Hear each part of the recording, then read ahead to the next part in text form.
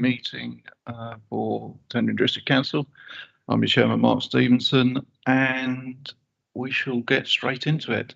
On our left, we have the officers, Richard Barrett. He's the 151 officer and responsible for the council's finance positions. And so, as an introduction, Richard, would you give us a brief summary of what the council's current financial position is? Thank you.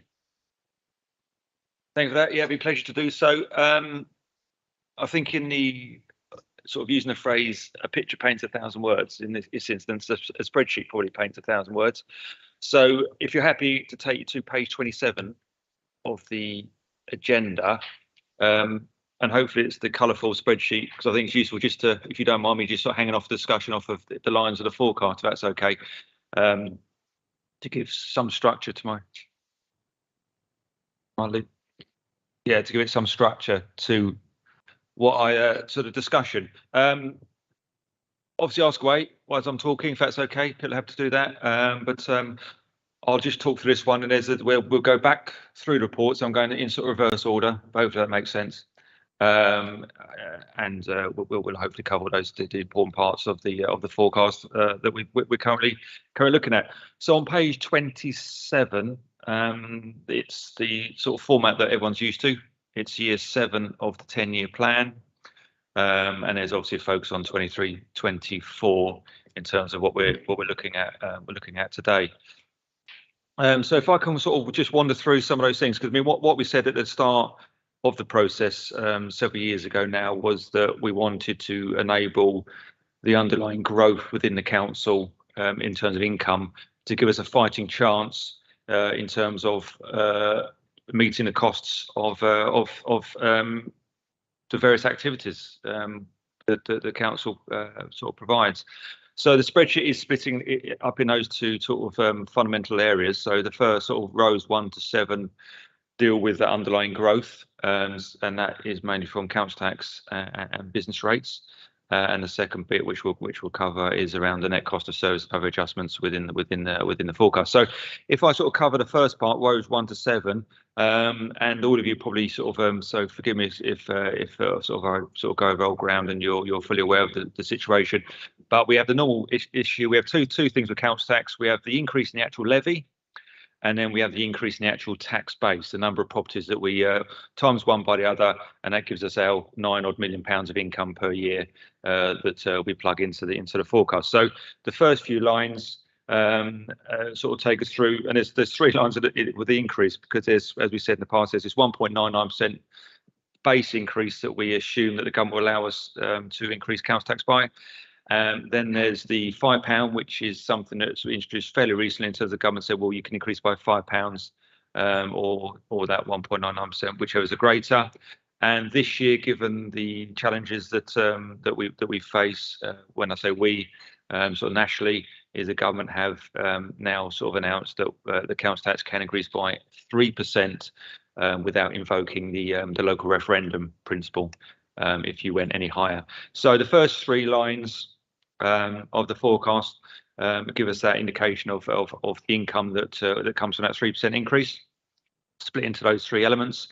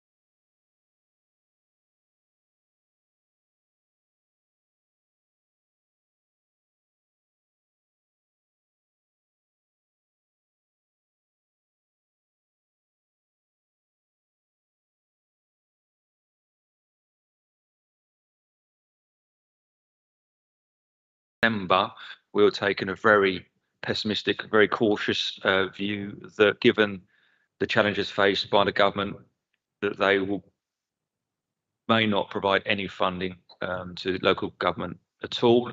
So we took the view that it's a zero. It's a zero. So the adjustment you're seeing in that is the money coming out of the budget. So we had £1 million in 22-23. We're taking that £1 million out because we don't think we're going to get that anymore.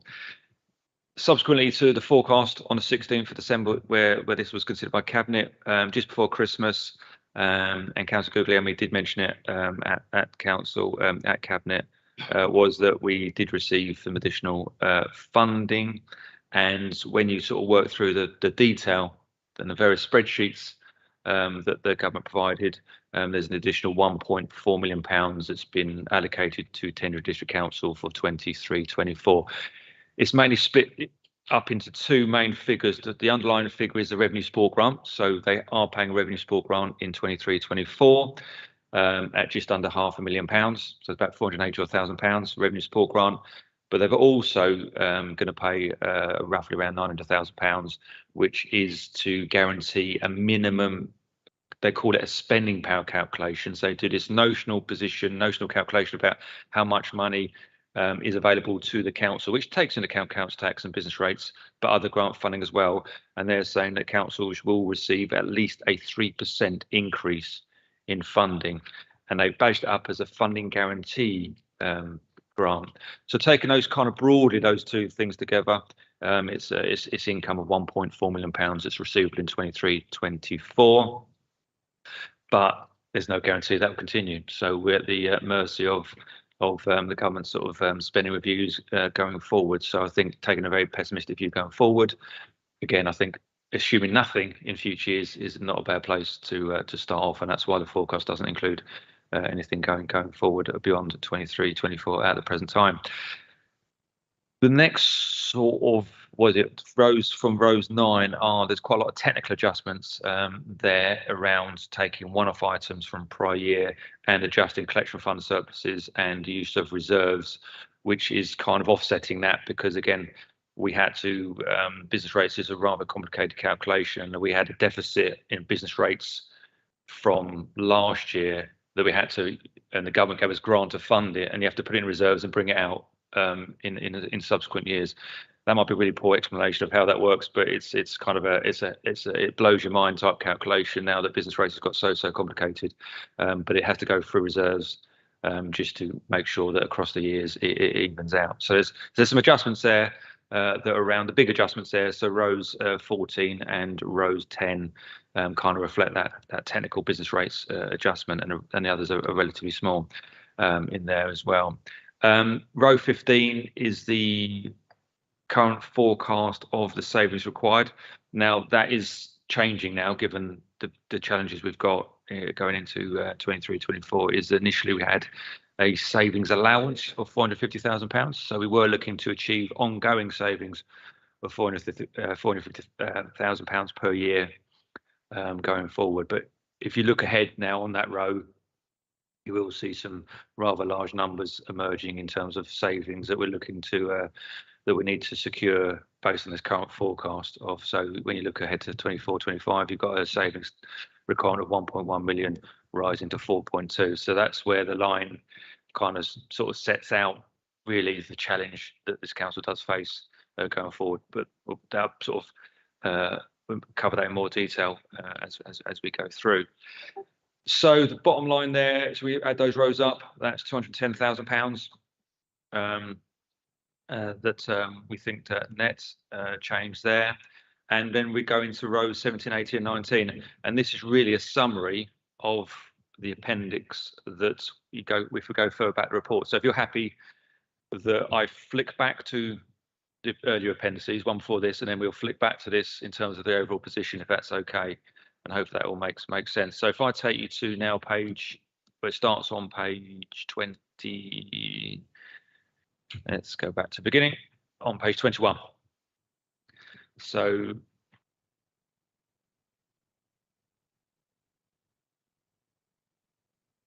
this is where it's 23, 24, and in fairness, 22, 23 is exceptional in terms of the pressure that we're facing on the financial front.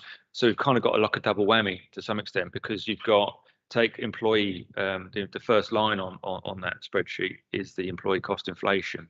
So you've got a position where the pay award in 22-23 was significantly more than we allowed in the base budget. So the first thing we've got to do is rebase the existing budget. So in 22-23, we have added in £863,000 to meet the pay award that was agreed earlier in 22. So you've got to rebase it, and then you've got to allow an inflationary uplift again going into 23-24. So the figure there that is quite extraordinary on that first line is the employee cost inflation is forecast to be just over £2 million in 23-24. So that's a rather large number. And when you kind of relate that back to the figures we just talked about in terms of how much money you can generate from council tax and business rates, that dwarfs it on its own. Is that the money we're generating from those items wouldn't even pay for the inflationary increase on salaries. So you get a sense straight away of the pressure that the budget's under.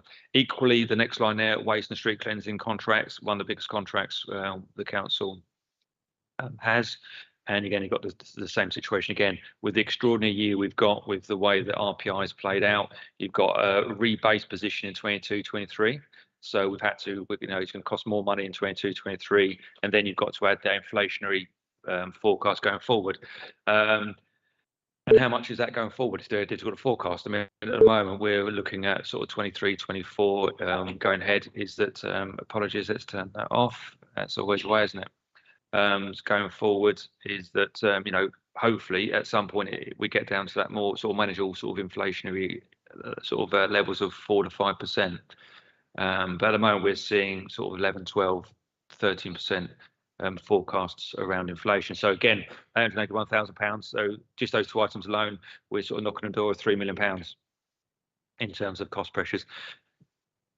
I won't go through every single line, but hopefully we'll just cover sort of some of the big items and the kind of principles behind what's coming forward as part of the forecast. But so just you've got business rates and you've got general underlying change in the forecast. Now that figure there looks like a general catch-all, and it is a general catch-all. It's kind of picking up the figures from the spreadsheet we've just looked at to make sure this is a balanced position. This spreadsheet was trying to kind of present the whole position, certainly in terms of the section we're going to look at in a second, where in terms of how we're going to fund that. So that's just sort of picking up some figures, and we'll flick back to that appendix in a moment if that's okay. So alone, a few items there for 23-24, £2.1 million. Now it doesn't stop there. We've got section 2 of this appendix, and now going to page 22. You've got some general operational items that largely, if not completely, unavoidable items. And we've talked about investment items and bits and pieces. Where there's choice, I think we've come to a position where this spreadsheet is only really reflecting those costs where the council really hasn't got a choice, and it's unavoidable. And hopefully the figures you look down there will reflect that with the narrative that's also on the right hand side in terms of that column.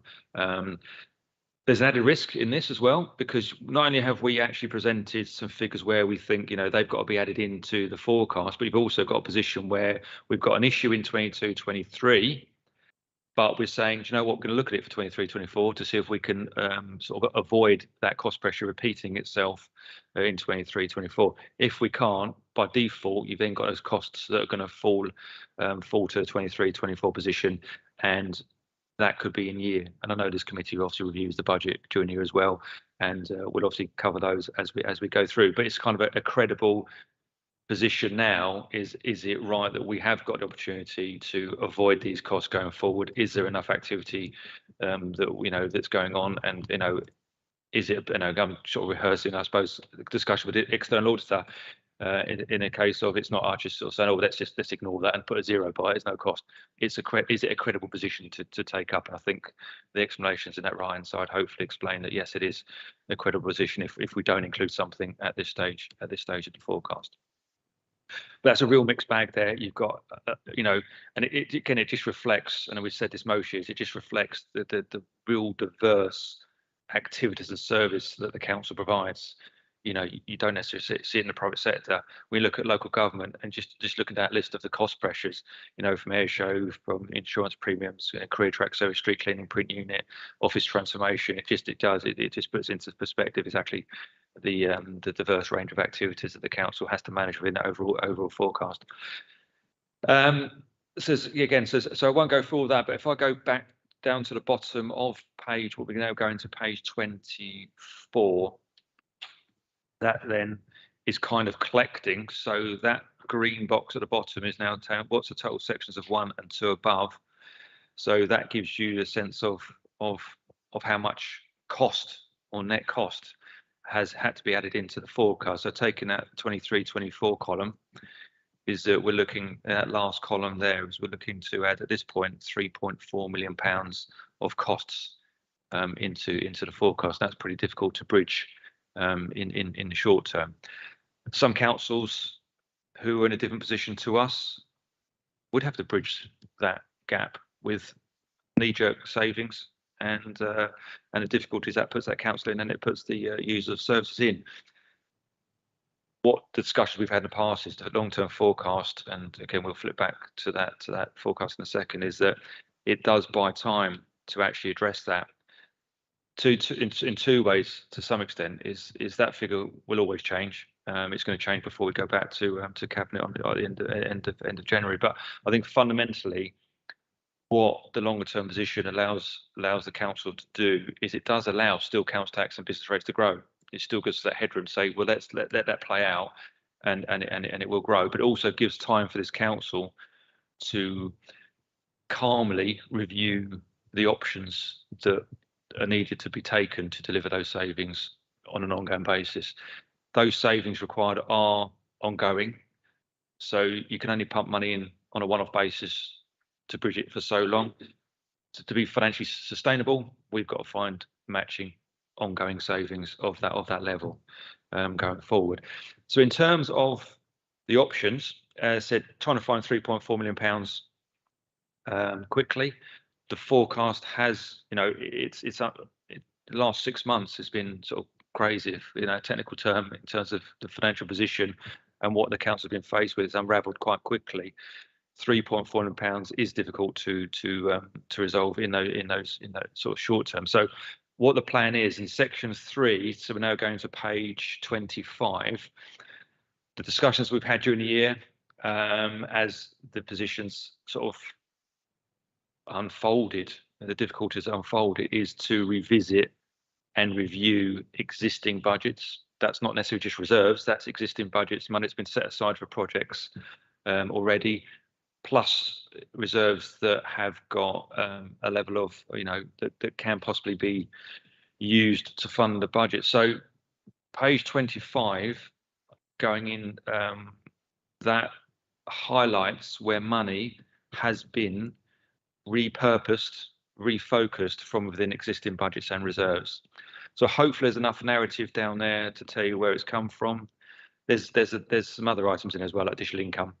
So income has recovered, say, for council tax, but broadly these items are where we've actually taken money from the existing reserves.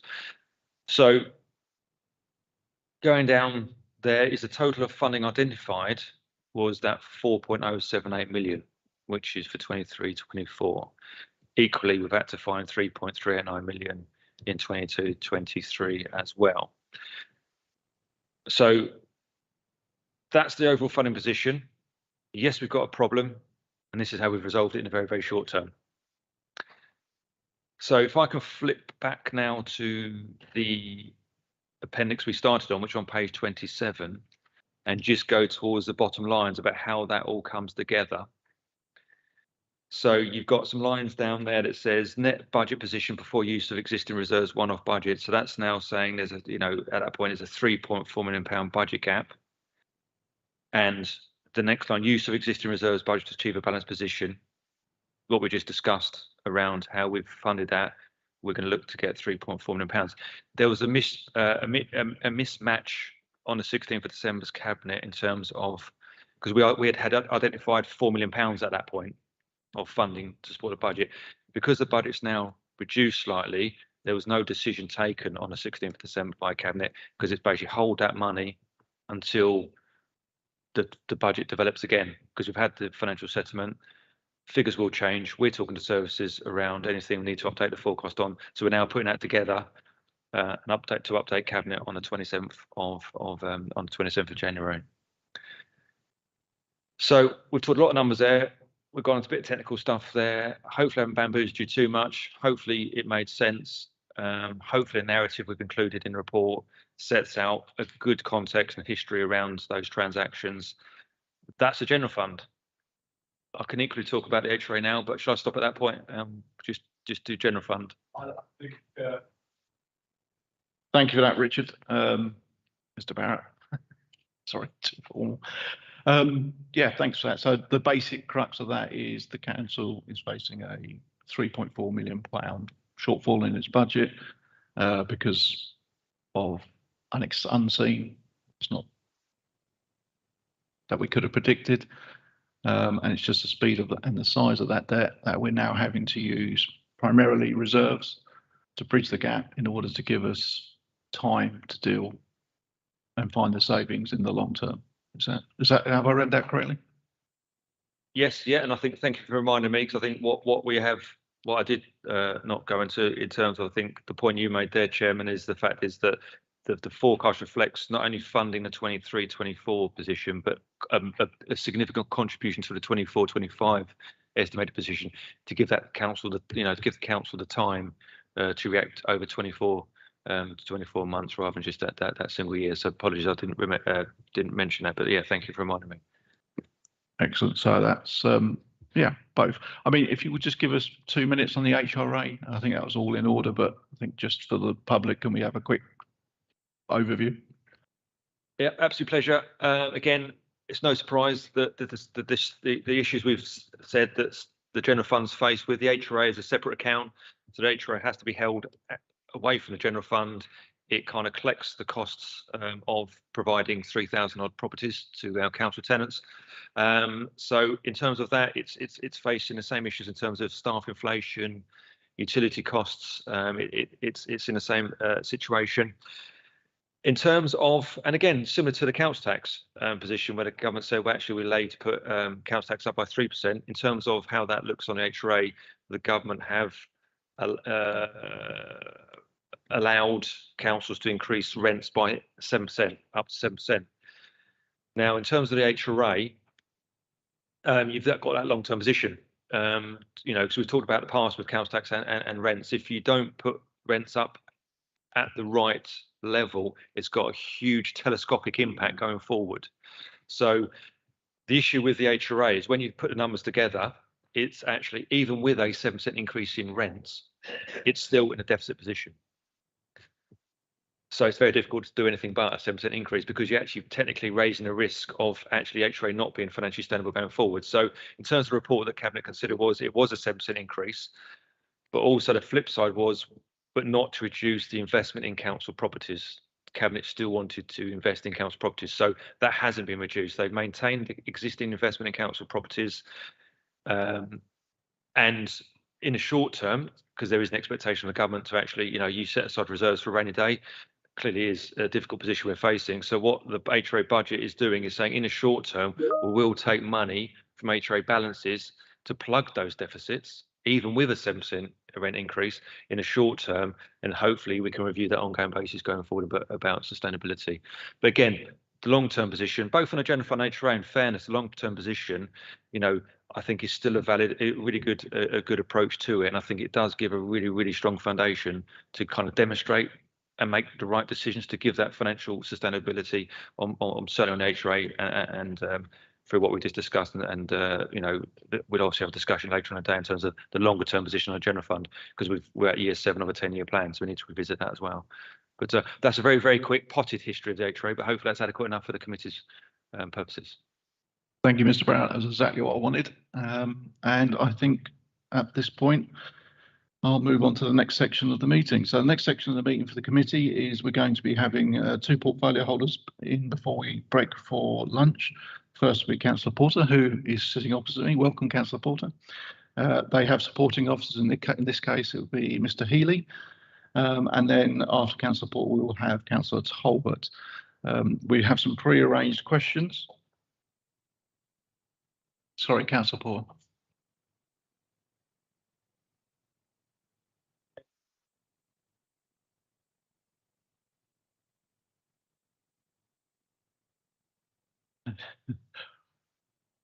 We'll just get that looked into for you. We did have that problem earlier, so it might still be an ongoing thing.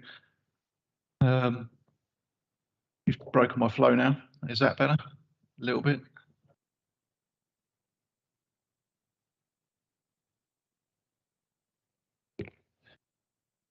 Delayed, isn't it? Yeah. Okay. If I do it this way, hopefully the mic will pick it up for the broadcast. Let's try this then.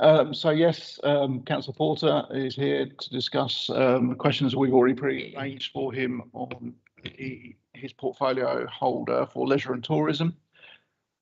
We are on a time limit. We've got half an hour with Councillor Porter. We've got half an hour with Councillor Talbot. So I think we'll get straight into the questions. The councillor will ask the question.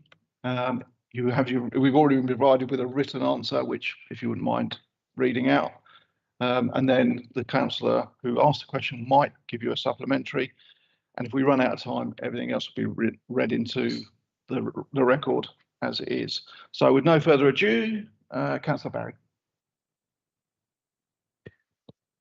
Morning, Councillor Porter. How's that? Can you hear me okay? Just about, yeah. I can sense an echo that's coming. I don't know whether it's to do with the level of sound or the tone adjustment, but I don't know. I'll do my best. All right. Yeah. Question is, we have heard about the severe financial challenges for the council corporately over the next 3 years. From the outturn report submitted to Cabinet on the 15th of July 2022, the actual expenditure in your portfolio area was 7.062 million. This is the second largest budgeted net expenditure of any portfolio holder. So how do you plan to support the council in meeting the budget challenges we face next financial year and the 2 years after that? Thanks, Councillor Barry. And you want me to just read the answer verbatim, yeah? Due to the significant financial pressure faced by the council, I've asked officers to prepare a full review of options to reduce subsidies and make savings. It is prudent at this stage that we consider every option available to us based on their respective cost and subsequent impact on council priorities. That will allow a balanced decision to be taken about the future direction. Significant procurement processes have taken place over the recent months. You will be aware the council has already taken difficult decision to no longer invest in the joint use facilities owned by an external organisation. A decision on how to allocate respective budgets for these facilities has yet to be taken.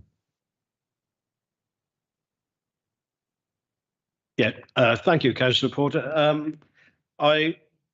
I'd say just the final bit there. I'm obviously disappointed that the savings that were made over 13 months ago are still sitting there unspent.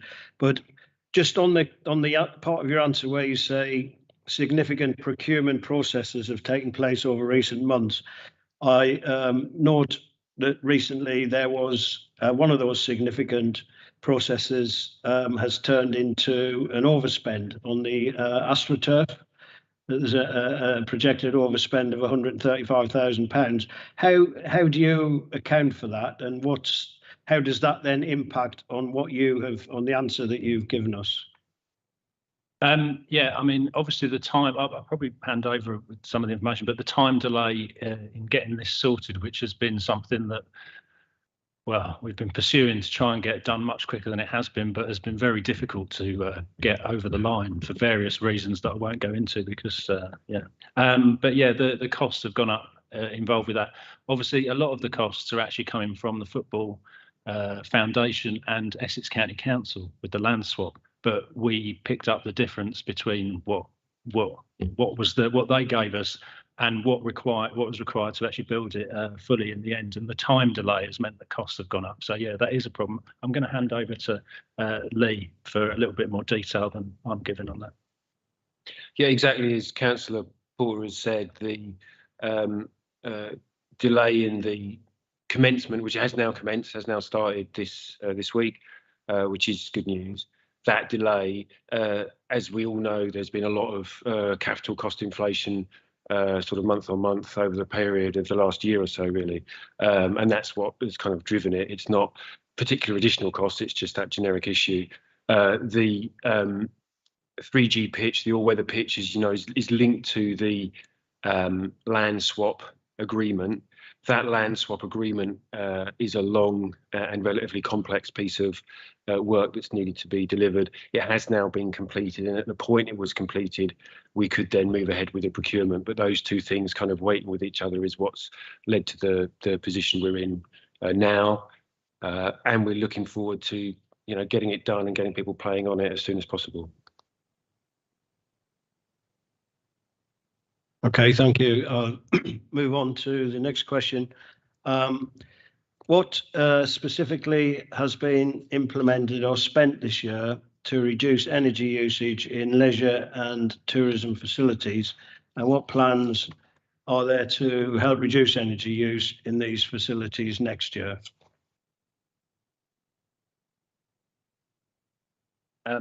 Okay, so I'll go back to this is the written question, so I'll read it out as it's said. The following has been implemented to reduce our sport and leisure implemented in our sport and leisure facilities to reduce our energy consumption and reduce costs. And they are sensor lighting in the sports facilities and the Prince's Theatre, LED lighting in sports facilities and the Prince's Theatre, a new air handling unit in the Clacton Leisure Centre Wellbeing Zone. Timers have been installed in the theatre installed to the theatre heating and air movement systems to restrict it to essential use. A variable speed drive pump in the swimming pool circulation system also. And then subject to funding and the decisions obviously moving forward. Swimming pool covers at the sports facilities and quotations have been sought to design a heat pump system for Clacton Leisure Centre and building management systems for Walton-on-the-Naze Lifestyles. We're looking at a proposal to remove the oil-fired boiler at Clacton Leisure Centre. A consultant is developing the business case for solar further to above on the TDC estate and leisure facilities. Sorry, I've missed out a section there. Further to the above, the service is resolved to consider energy efficiency in all technical procurement processes moving forward. We will not be purchasing any light fixtures that are that have an LED alternative. Yeah, we'll be looking to buy LED light fixtures.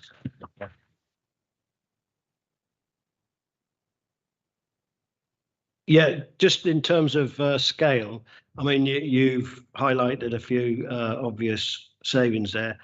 Have you got any figure on those savings, projected figure?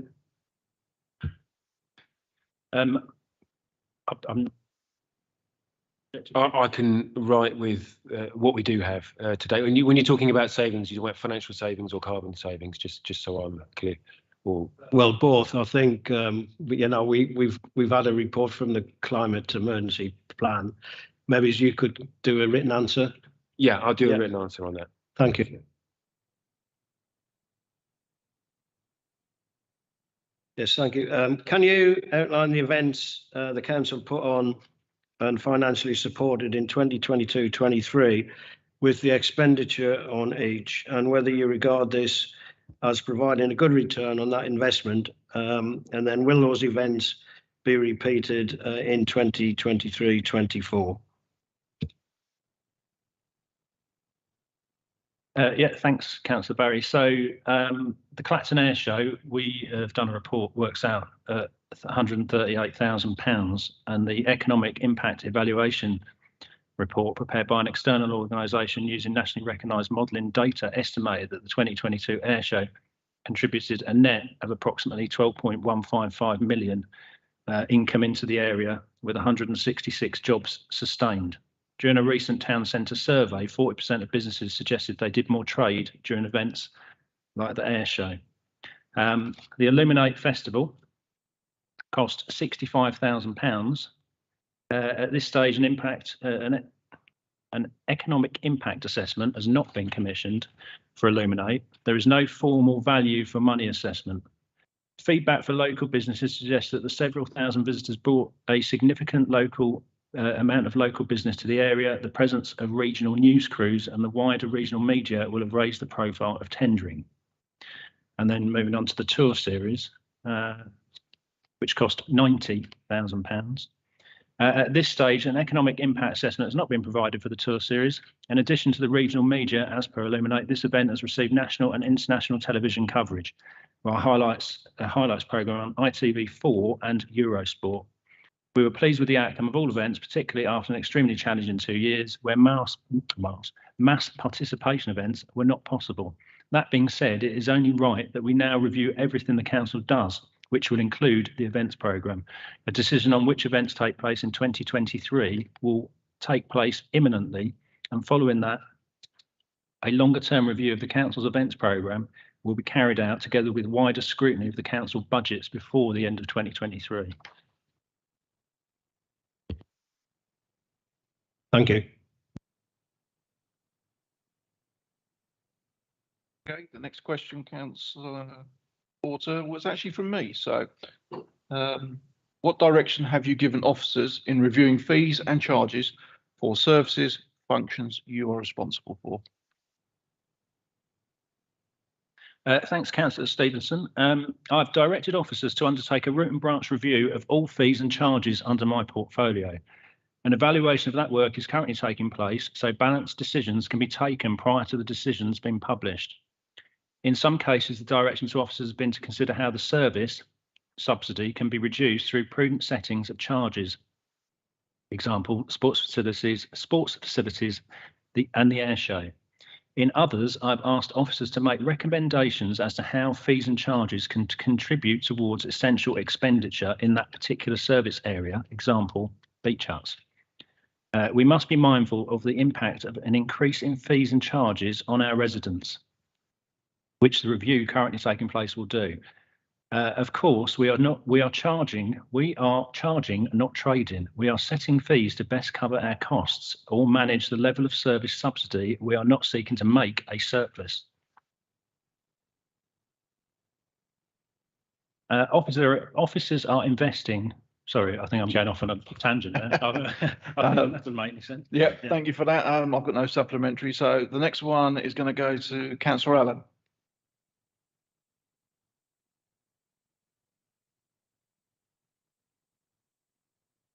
What is known of the probability of cliff slippage at the seafront in Clacton-on-Sea, Holland-on-Sea over the next 3 years? And what funding is provided for in the council's budget to address the costs of remedial actions at these slippages, at the slippage sites in each of the next 3 years? Thank you. I've actually got this down as Councillor Stevenson's question, but I've got this down as Councillor Stevenson's question, but a lot of questions were put down as me, but some of them actually belong to other okay. people. So, yeah, that's fine.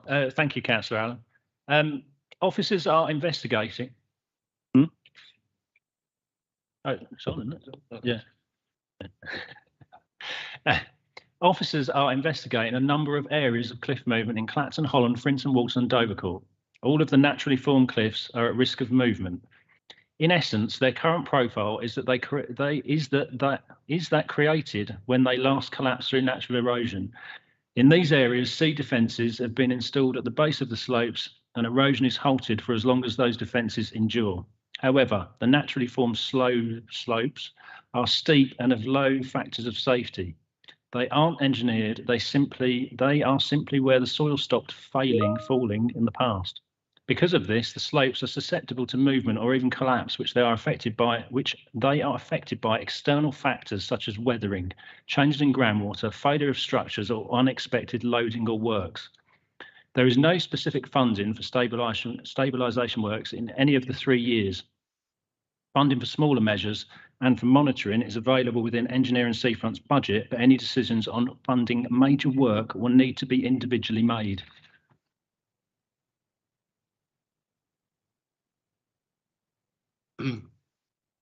Good. You mentioned Holland, Frinton, Walton, Dovercourt, and Clacton. The Clacton, they seem to have sorted this with what's happened to the West Beach and up on what they call fish towers. Holland has a load of work done in it to stabilise along there, and there's been some works in Frinton and some works in Walton. But how much are we going to, when I say, I don't mean money, how are we going to be involved in the actual nays, which is an area of really, I would say, SSA, but are we contributing anything, or are we doing anything on the nays? Because that is in a dire position where it's eroding at the state of knots. So I should say, this isn't Lee's area, so there's nobody here from that particular area as an officer. In the nays at the moment, obviously the issue with doing anything at the nays is that, as you say, it's a site of special scientific interest. And I think, is it Natural England? They are a stakeholder. So if you want to do anything, you have to go through them. Now, I'm doing it off the top of my head because but anyway. So as far as I'm aware, they don't want any kind of defence works at the nays because they want it to remain natural. And obviously, there's a lot of people that would like defence works at the nays. Now, we have put some money into some baskets with rocks in. I can't remember the exact amount, maybe 40,000, which it's very difficult to get the permissions to have these things done. But in order to try and stop some of the erosion, and obviously there was some work done with the like an extra defence down at the bottom. If you go down there, there's a big sort of, yeah, that's it. And some of the baskets down there are going to try and stop that from eroding some more, because obviously if you walk down there, which I do quite regularly, it's falling away quite quickly. But yeah, so there is work going on, and obviously the nays itself is owned by the council, but as I say, there's a lot of complications with any kind of actual defences there. Also, I think it's Anglia Water have got a sewage plant up there. I think it's Anglia Water sewage plant. And we have asked them, because obviously if the whole thing starts to collapse, they've got a problem themselves with so we have asked them to put some money in, which I think they might have put a little bit of money in. But like I say, this is all off the top of my head from sort of going back. But yeah, so there is stuff ongoing. But if you want any like full and further information on this, I'm happy to make sure that is all written out to you, essentially, if that's okay. Recognise it as a place of interest and that we've got to preserve. Well, the issue is, of course, that it depends what you call by preserve, because Natural England want it to be preserved as a site that is left natural and erodes naturally. Because, of course, if you look at Clacton, it had the same cliffs. If you look at Frinton, and they've all been propped up with concrete and then, everything built in front, and you lose the natural part of it. And, of course, I guess their argument would be that if you were to then just do exactly the same at Walton on the nays, what would end up being there is just a load of buildings or something. So, it'd be lovely to preserve it as it sits, wouldn't it? And I don't know if there's a means to do that, but it is something that should be looked into, as long as it maintains it as a natural area and it doesn't provide some means for people to start building things on it. Just that the Germans helped us with the Clacton and all along that way, because we had to put in tank traps and stuff on invasion, and same as Frinton, which really helped the council doing their job now, because they're still holding that back. Anyway, thank you. Okay, so just to confirm, you'll get us a written answer on Councillor Just to confirm, you'll get us a written answer on Councillor Allen's supplementary question around the nays. Lovely, thank you very much.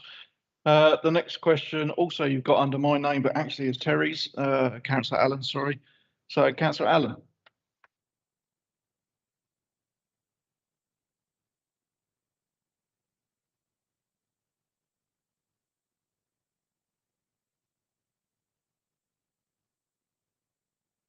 Bottom of page 26, Terry. Can you put your mic on as well, please? Microphone, please, Terry.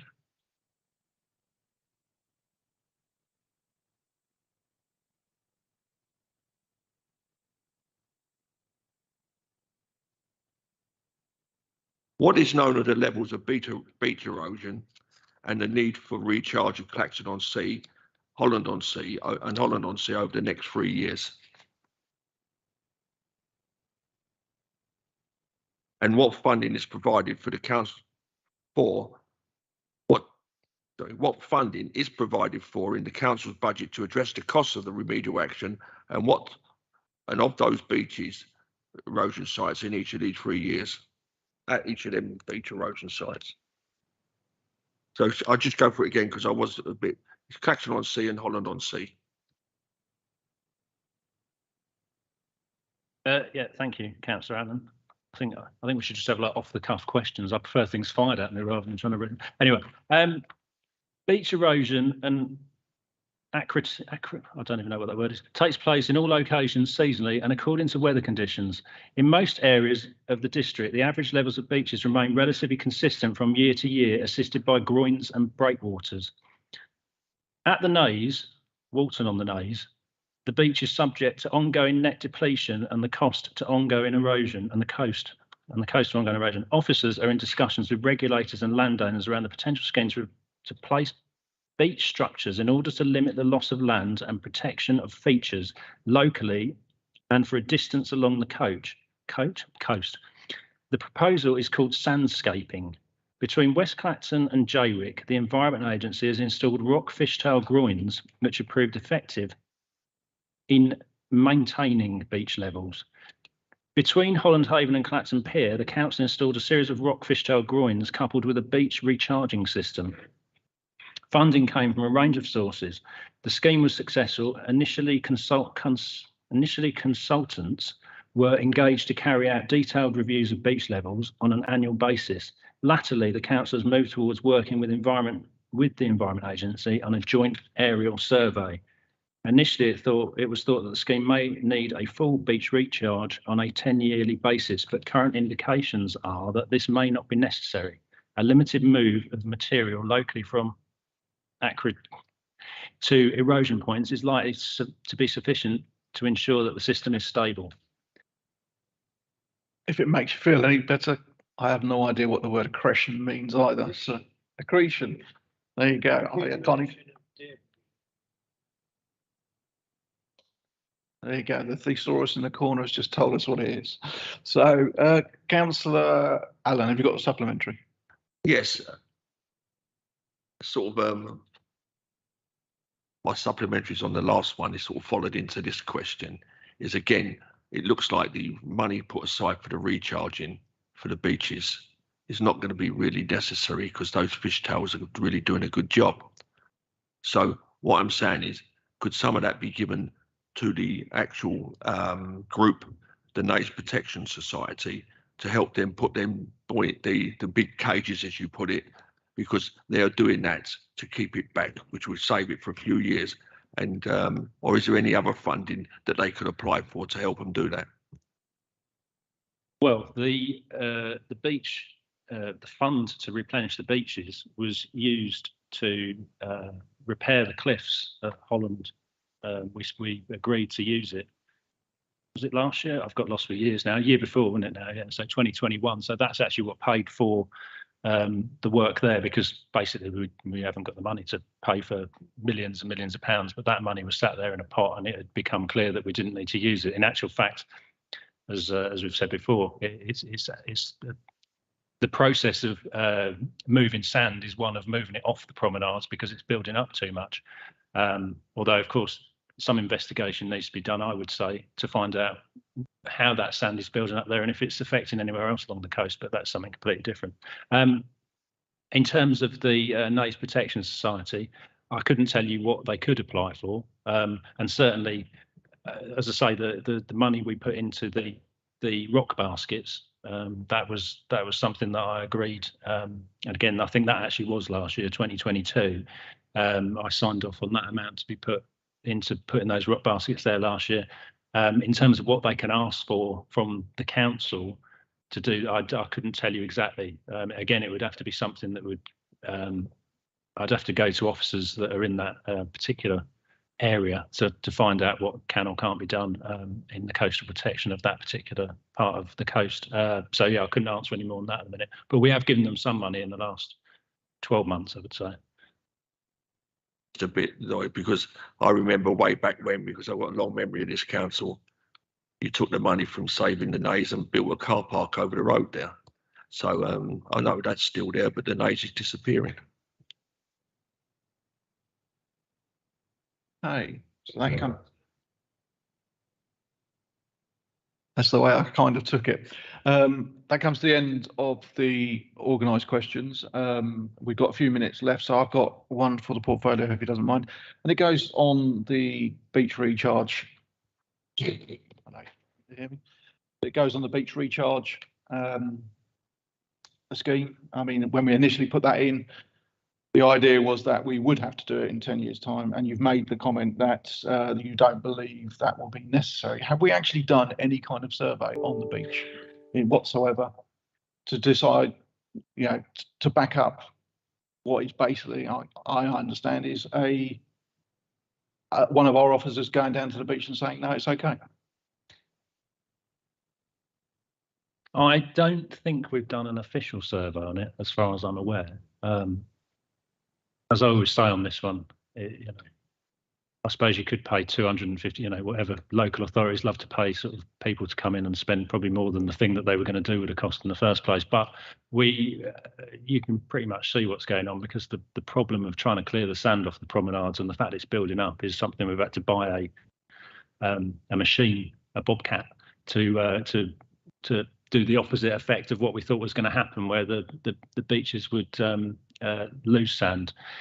So no is the answer to if we had as an official one. Yeah.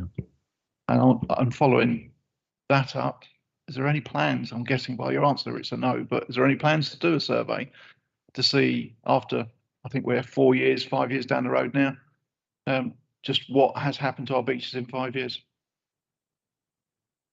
Well, I believe, and I think it's in here, that there is some sort of aerial survey to do with the Environment Agency, because obviously they actually have a lot of the walls are to do with the Environment Agency, and then when you get up to the Martello, the beaches there are Environment Agency, and the whole sea wall and the whole, even though we've got the Martello Tower in between Jaywick and Martello, I was going to say Caravan Park, Martello Housing Estate, the old Butlins, the whole section is Environment Agency as well. So I think there is a joined up solution to the issue of potential erosion along that whole section with the Environment Agency, as far as I'm aware. So, but again, I can find out and get you proper, accurate details on that from the relevant officers. Okay, that'd be great if you could get us a written response to that. That would be fine. Well, in that case, I think that's all we have for you. Thank you for attending today. We've got Councillor Talbot coming in a few minutes, so if you'd like to leave, and thank you, Lee, for turning up and supporting Councillor Porter with his questions. Thank you. So we're just going to Thank you. take a couple of minutes while we change over portfolio holders. So.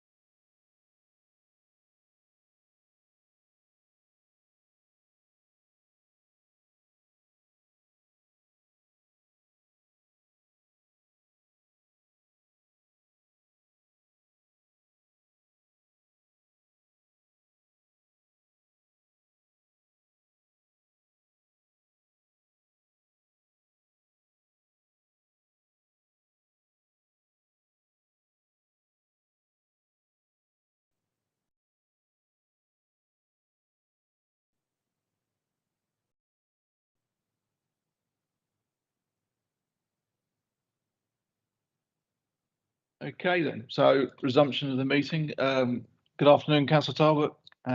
Good afternoon to your supporting officer, Mr. Williams. Just so that you can understand, we are having a bit of a problem with the microphones, Councillor Talbot. So let us know if you can't hear us. So what we're going to do is we're going to ask the questions, and if you could read the written responses, and then the person who asked you the question may have a supplementary, at which point they will ask you that. Okay. Excellent. Thank you very much. In that case, the first councillor is Councillor Barry. Good afternoon, Councillor Talbot.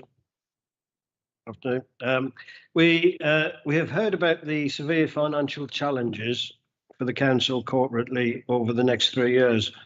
From the outturn report submitted to Cabinet on the 15th of July 2022, the actual expenditure in your portfolio area was 9.701 million.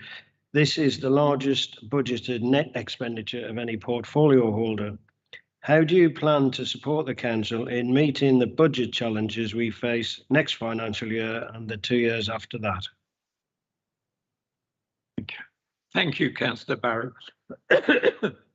It's a lengthy answer, you'll see there, because this is the largest expenditure within the council in terms of revenue expenditure. Statutory responsibilities the council cannot escape. The costs involved of the increasing costs brought about by changing government requirements. The officer team is already working on the re-procurement of this service for future years, as the committee knows. Part of that exercise will include member and market engagement aimed at optimising the value compromises within that. Additionally, the government has indicated the provisions of additional burdens funding in relation to changes in waste and recycling requirements. We remain vigilant in order to ensure that appropriate provision is made. Outside of the statutory service, there are likely to be some very tough choices ahead. The officer teams have already been active in seeking and maximising and using grants and other funding, such as Section 106 monies, levelling up parks, tree planting, and other funding sources. The volunteering programme in open spaces is gathering strength with the material benefit of promoting well-being in the communities.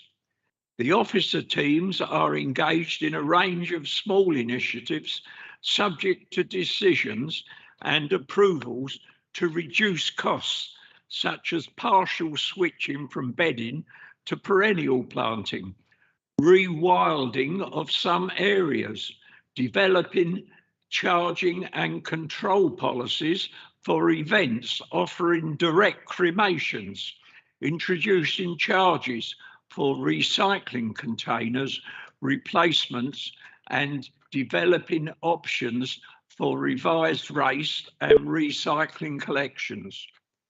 There are also more wide-ranging options for developing new income streams to the council under consideration that may require closer examination of risks, but with greater potential rewards. These include the development of a second chapel along with the wake room facilities at Wheely Crem, partnership with electric vehicle charging point operators for the use of council land for electric vehicle charging points, charging for the use of some public conveniences, partnerships for green waste disposal and composting, beach hut construction and sale issues, potential provision of services to partner organisations. Care is needed in these areas in order to work within restrictions and to manage risk. Thank you, Councillor Talbot. Councillor Barry, have you got a supplementary? Thank you, Councillor Talbot. I'll just, I mean, that's quite a long list and quite a long answer. I just would like, could you perhaps give some indication of timescales on, you've said some of the smaller initiatives, but some of these bigger ones, particularly the EV charge point operators, we have been discussing this for several years now. And is that something that is actually still in discussion, negotiation, or something which we have a clear and scheduled strategy for? And then secondly, the bullet point about potential provision of services to partner organisations. Could you just give us some examples of that? Thank you.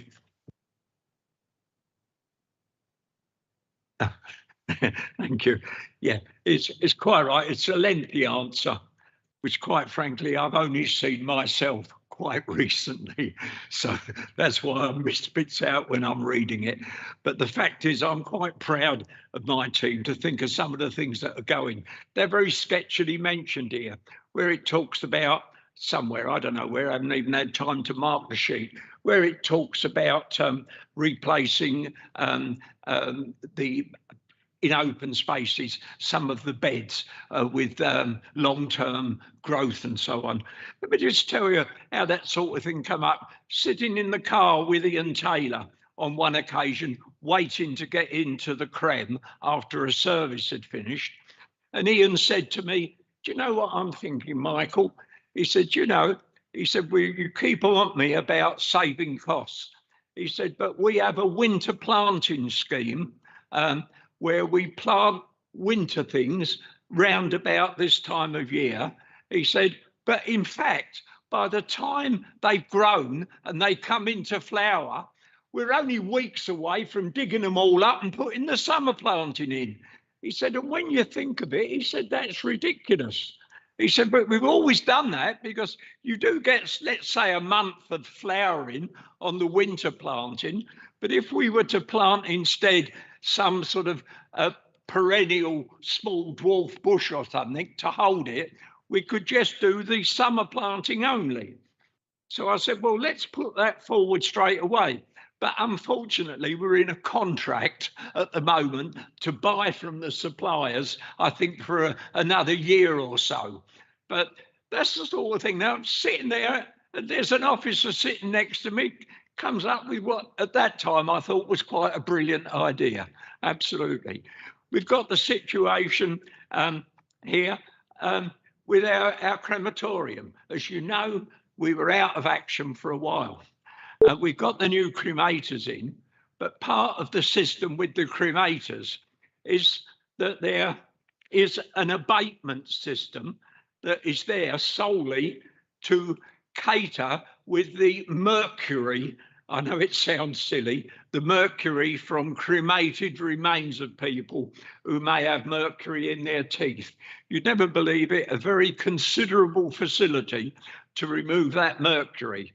And we had to wait until we were proposing to wait until the new mercury abatement system for these new cremators was installed. The staff there, led by Ian, got permission to run our cremators without the mercury abatement, like had always happened in years past, of course, until that system was introduced, and got that permission. And that, because I made a note when I was talking to them, has probably resulted in another £194,000 of income based on the normal pattern. You can't predict what funeral income's going to be. It depends how many people have died. But estimate based on previous things, that mere action initiated entirely by our staff in the Crem, led by the officers, is probably going to result in another £194,000 of income. And that's the sort of initiatives that I meant, where you refer, Mick, to other initiatives that are going on. We are now, in April, going to charge for replacement recycling bins, the red and the green bins. We're going to charge £7.50 for a bin, but the proviso and an exception is that if anybody has got a broken bin, then all they've got to do is take their broken bin to wherever we decide bins are going to come from, because we haven't decided that, we're wheelie shutting. But they'll take the broken bin to the place and get an automatic exchange. But what we're trying to stop is what I've no doubt others have seen at car boot sales, where somebody's goods are in half a dozen of our red boxes in the front of his stall, because we've just handed them out in the past to anybody. Now, I've got some figures here somewhere. Where are we here? Let's anyway, it's 7, but like at the moment we're providing for them for a general budget in the range of 65 to 70,000 pounds. But we're certainly hoping to chop that right down now by not providing them with anybody. And our estimate there is that we should certainly get in the first year at least 20,000 from boxes. So all I can say, lengthy, straggling answer, Mick. If I haven't answered or I've missed something, then please tell me and I'll do my best to answer it for you. I'm going to sit there and say. I think I'll just leave it there, thanks. You're going to leave it there? Okay. In that case, next question is Councillor Scott's. Thank you, Chairman. Good afternoon, Councillor Talbot. On the 11th of October, I read a press release from the council indicating that a small fee was to be introduced for replacement recycling boxes provided by the council, and increased charges for brown bins and for garden waste service itself. Can you help the committee with the approval process for those fees, and whether they are to be introduced from the 1st of April 2023? I've almost partly covered this answer, but as I say, that's what happens when you get these a bit late. The charges for containers will start in April this year. My decision to implement that was made earlier and published in the last few days. The fee for garden waste services has not been reviewed since it was introduced. This is the big bin that you have for garden waste, I mean, of course. And the proposed increase, which is fairly modest, reflects the increased costs of delivering the service over time. The provision of containers for recycling has been ongoing since the introduction, and a large number of free containers have been issued. It is appropriate now to introduce fair charging for new containers, seeking to recognise budgetary issues while acknowledging that a saturation of containers necessary for recycling purposes may have been reached, and that households can use any container in which the contents can be identified to present for recycling. Thank you. Thank you, Councillor Talbot. Do you have supplementary, Councillor Scott? Yes, Chairman. Thank you, Councillor Talbot. Obviously, I was interested to hear that it was going to be £7.50. I assume that's £7.50 for a green box and a red box, or is it a set of boxes? £7.50 each box. Right. All I want to say is I'm not sure whether the residents of TDC area will actually go with the £7.50 per box. That's something we need to perhaps look into after the 1st of April. My only comment is when people collect their boxes from the relevant places, I know you said you're going to find a place where to dispose of them, like maybe Northbourne or something like that. But how are council areas supposed to collect boxes and all exchange money? So town councils like Brightsea, Manningtree, or my area, will people have to hand cash over, or how are the logistics of it? Yeah, a real difficulty you've raised. And already our understanding is that in the past, as you know, any parish council with an officer and a block could say, oh, I'll take some of those. But of course, it becomes quite a different thing if they've got to take money. And our understanding is, unofficially, if you like, in answer, that there's going to be a reluctance clearly emerging on the part of a number of councils to undertake that function for us.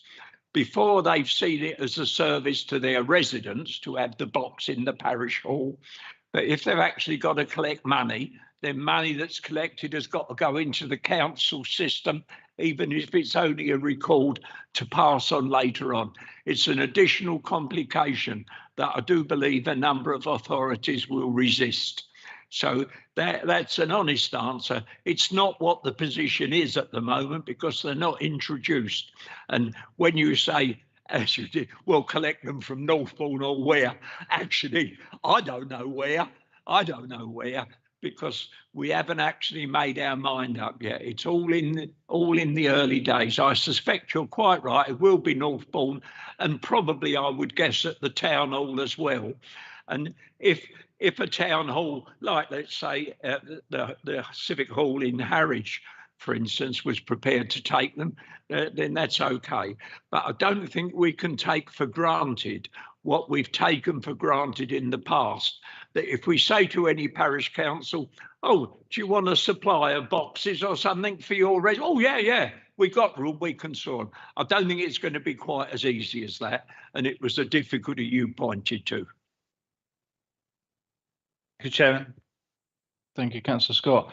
I've got another question from Councillor Scott, but before we move on to that, I just wanted to stay on track with the recycling containers and just interject an ad hoc one on my own. You say it's going to be £7.50 per recycling box. There's obviously going to be a natural reluctance from the residents to pay any money for a recycling box, and some will therefore choose not to recycle. Is there any plans to monitor the amount that we recycle, and have you factored in a downgrade and a loss of recycling credits based on this? No, I don't think we have, because I don't share that view. I don't think that will happen. When you say a reluctance on the part of people to pay, that's only people who are asking for an additional box to what they've already got. Every household, every new build property in the district gets a full supply of boxes, a wheelie bin, a food caddy, and 2 recycling boxes. That's their entitlement. In some cases, for don't hang me on this, for families with over 8, I think is the figure, they can actually have another wheelie bin and they can actually have more recycling boxes. But they're very special, but there are those. So those who are turning up, as you say, are going to be reluctant to pay £7.50. If their box is broken, if they've got their box, then they'll have one for nothing. Not the slightest problem at all. We restore what we consider to be each household's entitlement. But if it's another box they want, and they've still got the others, then that's quite reasonable to pay for it. If they want to, they can go to Marks and Spencer's or wherever and get one. But they're getting a quality box if they buy one from us. But you notice the proviso that I see, I'm on the tall shore. I'm very happy with that line where it says, but we're all in the same position, aren't we? We're reading from a sheet here where it says households can use any container in which the contents can be identified. I'm not too sure I want to go along with that, but that's the comment from the officer. I know exactly what he means, but I wouldn't want to encourage that, and I wouldn't want that to get too widely known as far as I'm concerned. We provide a box, it fits our collection system, it's no additional cost. If somebody's put out a transparent bag with recycling in, that's got to go. It doesn't fit the machine, it's got to be tipped in separately and returned. There's a number of complications, I would say.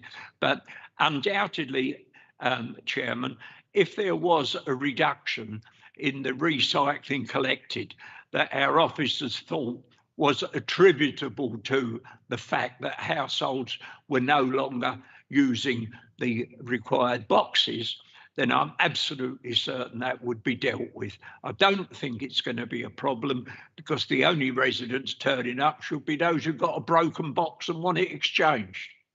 Thank you. Thank you, Councillor Talbot. Okay, we're going to move on to your last question. And it's from Councillor Scott. Thank you, Chairman. This is for you, Councillor Talbot. Other than the fees and charges mentioned just now, what direction have you given officers in reviewing fees and charges for the services functions you are responsible for? Thank you.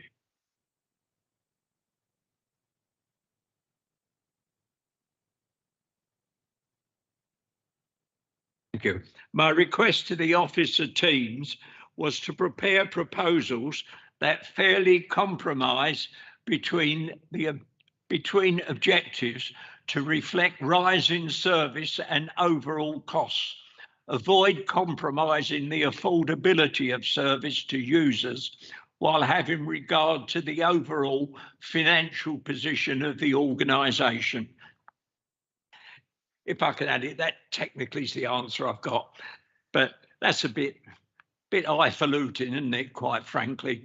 To my mind, when I've said the officers for over a year now, probably, I've always left a little comment behind when I've met one of the service officers. Don't forget, any little economy you can think of, even if it's out of the box at the moment, for goodness sake, let us know, because the authority is going to be very pressed very soon in financial terms, and every penny we can save now is going to give us a benefit for the future. And I really do feel, and I'm not bloody stupid if you say it, I really do feel that the officers in my department are more like councillors in some respects, in the sense that they're doing their day's job, but they're thinking, not just they're employed by tendering, they're thinking of what can I do for tendering? What is the position? What's the next best thing? So all I can say in answer to that question, and it's not quite what's on the sheet, there is a general understanding and comment made quite frequently to our officers in the environment services and open spaces to have regards to costs, and that any possible suggestion, however much it's out of the box, whatever the suggestion they've got, put it forward, even if after a little chat we decide, no, that's not a goer. But let us know anything you've got, like Ian Taylor's comments about winter bedding plants. Others might say, no, we want that. It's nice that people are taking the trouble to think. It's nice that the officers took the initiative in the crematorium to ask permission, presumably from the Environment Agency, to run the cremators without the mercury abatement, so that we could get income that much earlier than we would otherwise have done. I think silly comment, I think they're on our side, but I almost think some of our officers are so good, they're just the same as councillors. They got exactly the same interest, despite the fact that it's their job. Sorry, but that's a bit of a long-winded addition. Do you have a supplementary, Councillor Yeah, Scott? yes, Chairman. Thank you, Councillor Talbot, for that long-winded answer. I asked for clarification with Mr. Simmons, and I know that he went to the officer with reference to something about fixed penalty charges, and in here it's in red, £400 for fly tipping. Can I ask why, if you come to that figure of 400, I understand it's doubled from 200 to 400. I would have expected it to be higher than that, to be a punishment for people that are caught fly tipping. Why have you come to a figure of 400? And I would prefer it maybe add another note on that to 4,000, because we need to punish people that fly tip. I don't know the 400 you're referring to. Fly tipping is a real offence. There's no getting away from it. And the more the county council tighten up on what used to be called civic amenity sites, but the amenity has gone out of the word now, and they're just recycling centres for household waste. But the more they restrict things there, then the more blooming fly tipping we get. There's no getting away from it. But the fact is, Chris, Councillor Scott, that the maximum penalty for fly tipping for aggravated offences is £50,000 and up to 6 months imprisonment and confiscation of the vehicle that's involved. Now, that's straight off the House of Commons library for what can be done. I know it starts off at a lower level, you know, I don't know if it's £400. If you say you've read that, I'll believe you. You know, I'm not sure what the figure is, but whatever it is, they'll be applying it. But one of the things that people That's all our residents and us as councillors must make sure that our residents understand, is that if somebody comes to your door and offers to take your rubbish away, that if in fact it eventually turns up dumped somewhere, you're liable, the resident, unless the resident has asked the person for a copy or sight of his carrier's licence and his environment licence as well, to ensure that he is a bona fide contractor who is going to take it to a bona fide site to dispose of. But that is something, I think that's a potential risk, because many people are just happy for somebody to take it without realising that if an address turns up in that dump stuff, then they're still liable. And it's no good saying I gave it to Jack Jones down the road and he took it to a dump, if in fact it turns up fly tip somewhere. So the original question about the fines, I don't know about the £400, but I do know that the maximum penalty is 50,000 and up to 6 months in prison and confiscation of the vehicle. So I think it's worth chasing. I think it's worth spending a little bit of our meagre resources on. Thank you. You, Councillor Toll, but I don't know whether the officer, Mr. Williams, came back and commented on that, and does he know why it is? I'm sure Mr. Simmons showed you the section I was referring to before the meeting started. We referenced to 400, and I was wondering what comes to that agreement of 400 here, and would it be better if it was higher? So yeah, at the time that was, sorry, Councillor, at the time that was doubled from 2 to 400, and that was thought then a year or so ago that would be a reasonable sum to deter people. But I think you're right, really. We could go back and look at that to see whether that sum could be increased. As I say, at the time that was thought to be reasonable to increase it to that value. Q. We've got a couple of minutes left, so that's the end of the fixed predetermined questions. So I've got opportunity for one question. Councillor Allen was the first to have his hand up. Go for it, Councillor Allen. Yes, I'll just really, whether this is a question, whether the portfolio awards are answered, Chairman, it's just that the good thing about the planting of flowers and saving money, but those flowers were done to give pleasure to people the whole year round. And I think this is a case of never mind the quality, feel the width, which we shouldn't be into. To me, saving money is that you're using the service now and you can find. Have you got a question, Councillor Allen? Well, the question is this, do you believe in dropping standards just to save money? I can understand Terry, with all his experience, understands the position, I'm sure. The thing we have to concentrate on, the reason why we keep so many public toilets on the go, if you like, is because we're a holiday area, we're a seaside area. And although he's absolutely right that our residents earlier in the year would get the benefit from the winter planting, if we're looking at economies that can be made, then we'll have our flower beds up and running in the same order that they are like our seafront gardens at the time when our tourists come here. Now, I'm sorry, that's a bit of a lopsided argument. And I'm not, please don't think I'm saying that we punish our residents for the benefit of the tourists. I'm not saying that. What I'm saying is that some decent borders in those areas that have been suggested would at least sort of hold the position a certain amount, perhaps even, and I've no idea, flowering bushes, I don't know. But I do know that the idea that was put forward, I thought was quite reasonable, because the most important areas of our open spaces that have flower beds and planting will be in their peak when our tourists start to come here. So I'm sorry, I'm putting the tourists, if you like, ahead of residents. I don't want that to, but what I'm saying is, it is true, a period, about a month, of bloom would probably be lost. I think it's got to, I use that as an example, but I'm talking about the whole things, everything we do. Are we in a mindset now of never mind the quality, let's fill the width, let's see how much we can save, and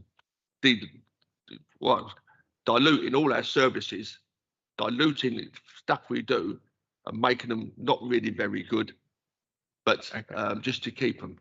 Okay, that's more of a statement than a question, Terry. So I said that was more of a statement than a question. So I'll leave it there because we're out of time as well. Okay, well, we're out of time. So it's 1 o'clock. Thank you, Councillor Talbot, and thank you, Mr. Williams. We're going to formally adjourn now for lunch, and we are returning according to my schedule at 2 o'clock. So thank you for everybody, and we'll adjourn for an hour.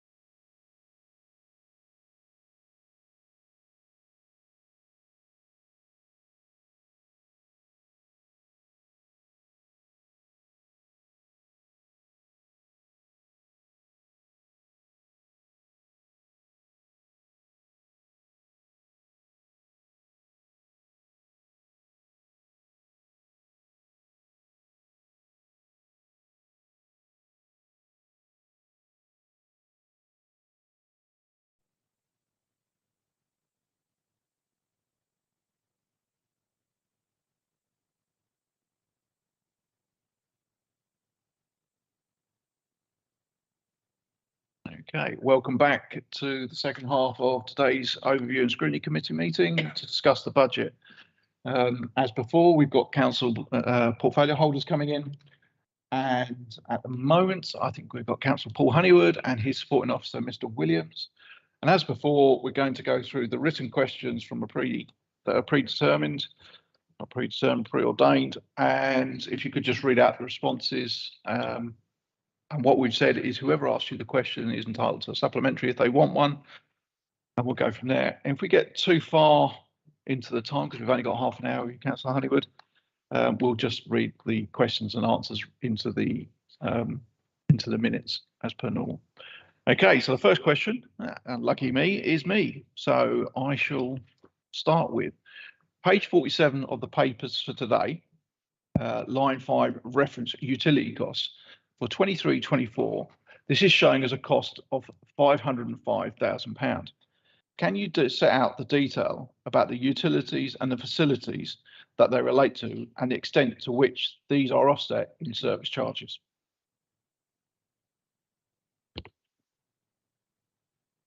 Hello, thank you for your question, and afternoon to the committee. These charges relate in the main to communal power supplies and heating in our blocks of flats and sheltered housing schemes. Service charges are levied to tenants and leaseholders having regard to statutory caps on the total rents that can be charged. We anticipate that 164,000 will be recovered in 23-24.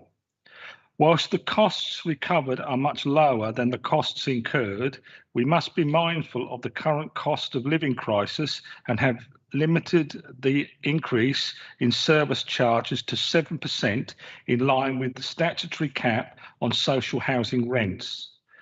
There is also a large degree of volatility, I always struggle with that one, in the energy markets, and we hope that the anticipated expenditure is the worst case scenario. Thank you, Councillor Scott. Thank you, Councillor Paul Honeywood. You're still a councillor. I've got no supplementary question. The reason why I said Scott is because the next question is from Councillor Scott. Thank you, Chairman. Good afternoon, Councillor Honeywood. Pages 39 and 47 of the papers for today, line 3, revenue contribution to major repairs allowance. This includes the replacement of kitchens in council homes. Are you confident that this expenditure is being spent efficiently? I have reports of certain properties with no new kitchens and others where there are multiple replacements in the same period. Thank you. Thank you, Councillor Scott. The council has responsibilities both to review kitchens at least as frequently as 20 years in line with the Decent Home Standard. They also have to be replaced in shorter timescales if they are in disrepair for any reason. Of course, it is regrettable if components do not reach their full lifetimes for whatever reason, but the council cannot avoid the need for replacement if it exists. Do you have a supplementary? Thank you, Councillor Honeywood, for your answer. Take that, yeah. I just want to know, is there an opportunity, because I understand that we don't have a designated officer that goes around and checks for bathrooms and kitchens in council properties. Is there something that we could look for the future to maybe have an officer that goes round, and it may actually save the council money if we have a designated officer check on bathrooms and kitchens? Thank you. I think this is something we can look into, but I think a designated kitchen inspector would be a little bit odd. I think maybe we could incorporate it with some other kinds of checks that are carried out. When I read your question, I was a little bit concerned by the second part, where you talk about the fact that you're, what was that you said now? I have reports of certain properties with no new kitchen and others where there are multiple replacements in the same period. And I've already sort of touched on this with officers, and I'd be grateful if you can pass the information you have to Andy White, on those particular properties, and I will ask him to investigate and report his findings to me. Because obviously, if we have got, if you like, kitchens being put in where they're not required, we'd want to know what's happening. So that would be really helpful if you could. Yeah, yes, Chairman. I'm willing to do that for Councillor Honeywood. Okay, moving on to the next question. Once again, this is Councillor Scott. Thank you, Chairman. Can you update the committee for 2022-23 to the date as how many right to buy properties have come out of the council's housing stock and how many homes have been acquired through the different routes of being gifted, built or bought? And what is the net gain and loss so far this year? Thank you. Right. During the financial year to date, the council has sold 8 homes through the right to buy scheme, and 1 further property was sold as it was no longer considered suitable to retain in our housing stock. In total, 16 homes have been acquired. Thank you very much. No supplementary. Okay, next question is from myself. What direction have you given officers in reviewing fees and charges for services stroke functions you are responsible for?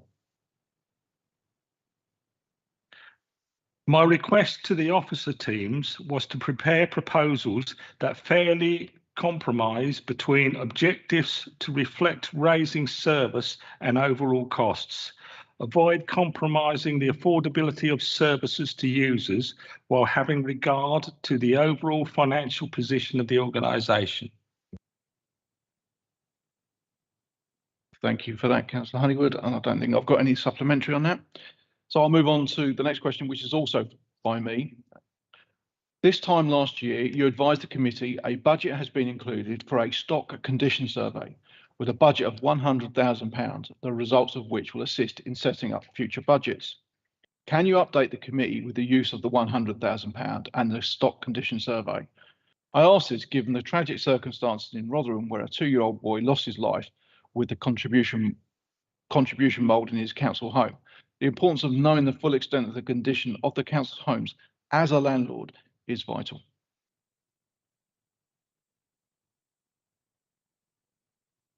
Work is underway to procure the condition survey.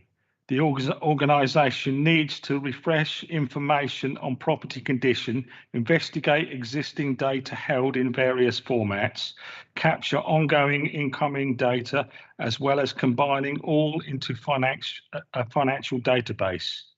It is impossible to complete a physical survey of all the stock can be achieved within the budget. A system of surveying archetypal, architectural then, it's okay. Archetypal or beacon properties is an industry standard way to address this. It is planned to combine such information with other data held and information to be gathered during the course of the various scheduled and routine visits and inspections carried out by our teams and contractors. Naturally, the teams are saddened to hear of the tragic events in Rotherham. The corporate director is leading a task group with the objective of reducing the risk of damp and mould in our stock not being properly addressed. Thank you for your response. And I do have a supplementary on this, and in the fact that this is almost the same reply we got this time last year, that you were going to do it. And to say that you've got a procurement exercise in place, you know, a year on from when you put £100,000 aside, I just want to understand what has delayed the process of even starting the procurement. I mean, at this point, I would expect the survey to be well underway, not for us to be looking at somebody who might be able to do it. You know, this is £100,000 that we set aside in last year's budget. And the answer literally on the second half of yours, when you were saying how you were going to do the survey, is almost word for word on how you said you were going to do the survey last time we asked this question. So I was curious, what's held it up? What's held the whole process of, you know, the survey, and why is it not actually going ahead right now rather than being stuck at a procurement stage. Okay, that's fair enough. The first part, I'm going to answer it in two parts. Firstly, is we have had staffing issues within the department to actually achieve what's required. So that's the first part. But I want to talk slightly about a second part of the same problem in a different format that I've been asking the officers to work on, and they've been very successful. And that's looking at the housing conditions within the private rented sector, which to me are also of great concern. I believe as a council, we are quite a good landlord, but there are concerns expressed to me about the private rented sector and what may well be happening there. So as you're probably aware, we have secured significant funding to carry out housing assessments in the private rented sector.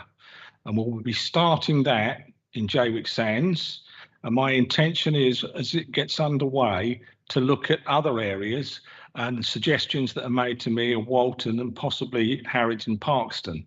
So I have asked officers to work on that as well. So what we've seen is we have had some officer issues able to deliver that, but I've also asked them to look at other things, which is the 900,000 funding that we've secured from Health Service to help health improvements within the private sector housing.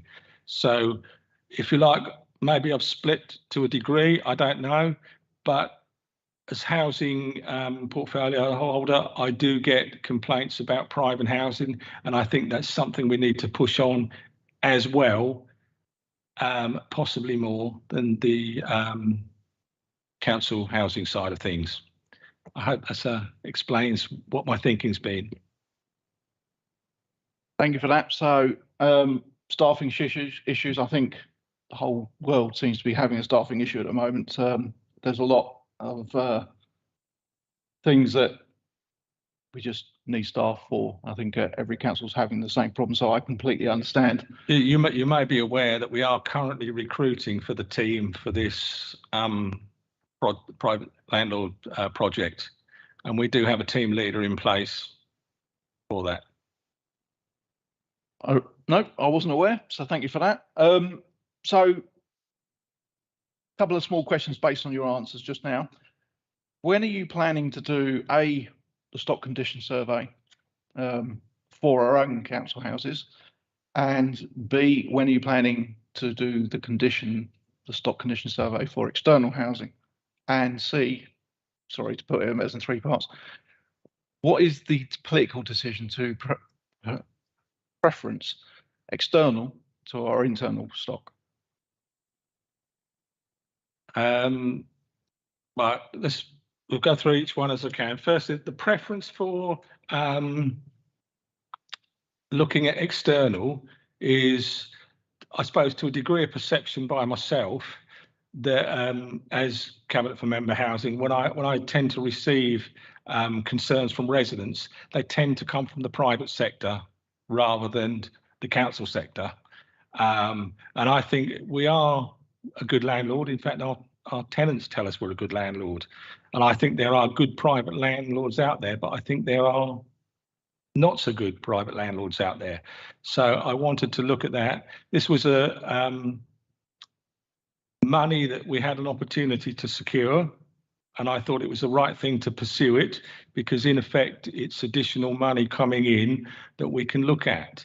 The recruitment of staff for that means that we can use them in the private, but let's see how it goes. Maybe we can then use them in the council sector, how things progress. So that's my thoughts behind that. We still have some IT issues to look at, which I've been discussing with Damien to record and capture the data when we do housing assessments within our own stock. It is going to be time consuming and it's going to be slow. We do have residents who raise issues with us, of course we do. And there are those residents who probably think, oh, I shan't bother the council about that. They're the ones I think we need to to focus, because to me there's a slight concern they may suffer in silence because they think I don't want to travel. So I think that's where we'll look at. But as I say, we're looking to update our systems, and I think that's part of the delay we've had alongside staffing. Okay, but the questions boil down to when. So when do we think we might be doing our own stock survey? When do you think that might actually start? And when do you think we might actually start the external? Mr. Williams. Can I come in? Thank you, Chair. We're currently finishing off the specification for that, so I'm hoping that will be completed by the end of this month. And then once we've done that, we'll be going out to tender to seek quotes for the actual stock condition survey. But as Councillor Honeywood alluded to, we have a lot of other data that we capture in spreadsheets and other areas, and we're trying to collate that data into a single point so that we use this money wisely with a stock condition survey so that we can build upon what we have already in our information and then build upon it as we move forward, so that all of that information is held in one place. And we're also exploring, you'll be aware that we're putting in a new OneServe system, that we've got a 3-year contract. We're looking at how we can link that to that as well, so that we keep all that information in a single space. So it's easier for us to find where we've had reports of damp and mold, where we've had reports of other types of things, and we can look at it from that way. So in the short, I'm hoping by the end of this month, specification complete, and then out to tender in February. Once we've got those tenders back, obviously we'll then push forward to try and get that in place as quickly as we can. And the external? The external is different because what Councillor Honeywood is talking about is a team to go and we carried out a survey within JWIC Sands in November of last year, if memory serves me correctly, or the year before. So we've already done that element of the survey. Now we're building upon the results of that, having secured the 900,000 to put a team in there to address the Category 1 and Category 2 issues that we discovered from that survey. So that element is done, and we're now moved forward into the public area, talking to landlords, talking to private tenants about how we address their issues. Thank you very much. I think the other thing to add on that one is time limited, because I was very concerned at the early stages that it didn't become open-ended. So there's a 3-year time scale on completing the project, which sounds a long time, but when you think how many houses we're hoping to go through, and then follow up where needed, I think that's a reasonable timescale that we can work to. Thank you, Councillor Honeywood. I'll move on. The next question was from me. Pages 37 and 47 of the papers for today, where council homes are vacant, the council picks up the cost of council tax liability. It is therefore in the interest of housing revenue account, and therefore our tenants, that we reduce the amount and length of time council houses are vacant. I see that council tax on empty properties has been reassessed back to £130,000 for this financial year, rather than the anticipated 76,000. What assurances can be given that the 78,000 figure for next year will be achieved, given the experience this year? Indeed, there are also utility costs, lost rent, and risk of damage or intruders. The Chief Executive has chaired an officer group during the course of this year, which has supported other officers to substantially reduce void times. The officer teams have also brought forward work on a small number of long-term void properties, which has brought them back into use. Void properties and the costs of them are a fact of life, and I can't make promises to eliminate them, but I am certain that the team has taken positive steps to address an issue, and that further initiatives and ongoing effort will minimise the cost and lost opportunities. Thank you, Councillor Honeywood. I don't think I've got a supplementary for that. I think I'm happy with that answer. So with all the predetermined questions having been read out, did the committee have any ad hoc questions? Councillor Allen, you had your hand up. Just on the last answer, have we got any properties Chairman, that have gone into the penalty time, knowing we're charging people with empty properties double the council tax rent? Have we got any that we're having to go into that? The short answer is yes, we have. And a slightly longer answer is I've also asked officers if they're in the areas of these properties to check. My concern is that someone may be saying that they're occupied when they're not. So what I've said is to Damien, when we've got officers in a certain area where we've got a property, if it's suddenly gone from long-term void to occupied, if you're in the area, couldn't have a quick check, just to make sure it's not a case of trying to avoid the premium charge on the council tax. Is that go for our properties as well? Pardon? We don't pay premiums. No, we don't pay premiums on our own property, no. What if so you've never, you haven't got anyone over here? Is it a year or 2 years?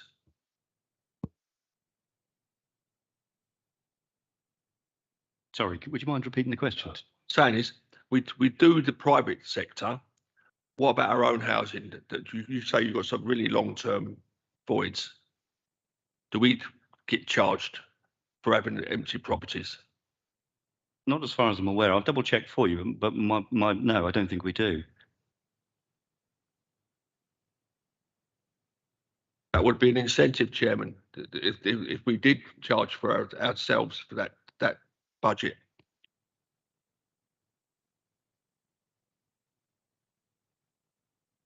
I will ask officers to check, but to the best of my knowledge, we don't have any that fall in that category. Other question, why have we got properties over 2 years empty? Yeah.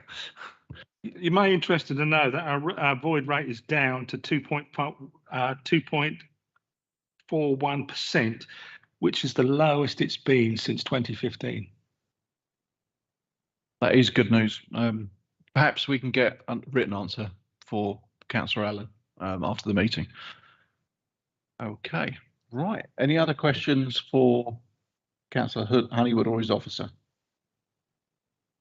Oh, we're a bit short on time, so that's it. We're all done. Thank you very much. So Thanks very much for inviting me. And I'll you're leave more you than to it. welcome. Thank you for attending. So we're just going to take a couple of minutes while we get the next portfolio holder in.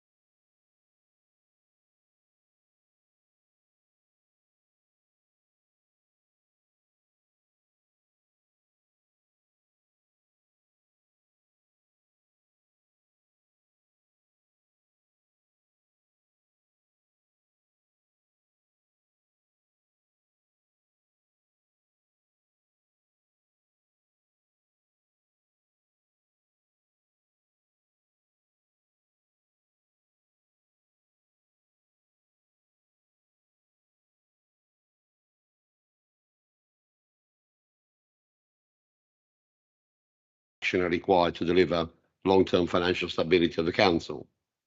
Given the speed in which the current shortfall has materialised, as nobody could have forecasted the toxic combination of events which have led to it, it is without doubt the new administration will face some tough decisions in terms of the current forecast and any financial framework they establish to manage the associated process. It will, of course, need to include the consultation with our residents as necessary to make sure that we can continue to reflect their expectation as far as is reasonably possible. Thank you, Carlo. I think just looking at sorry, Councillor Guglielmi, looking at the amount of questions you've got, I'm not going to do any supplementaries. I'm just going to go straight through the questions and answers. And if we've got time at the end, we'll do some supplementaries. Okay. Okay, so the next question was from me. I believe that the last point at which the corporate investment plan of approved and pipeline schemes was last published for Cabinet's meeting in March 2022. Are you in a position to provide us with an update on those schemes and subsequently approved or pipeline schemes added to the plan since?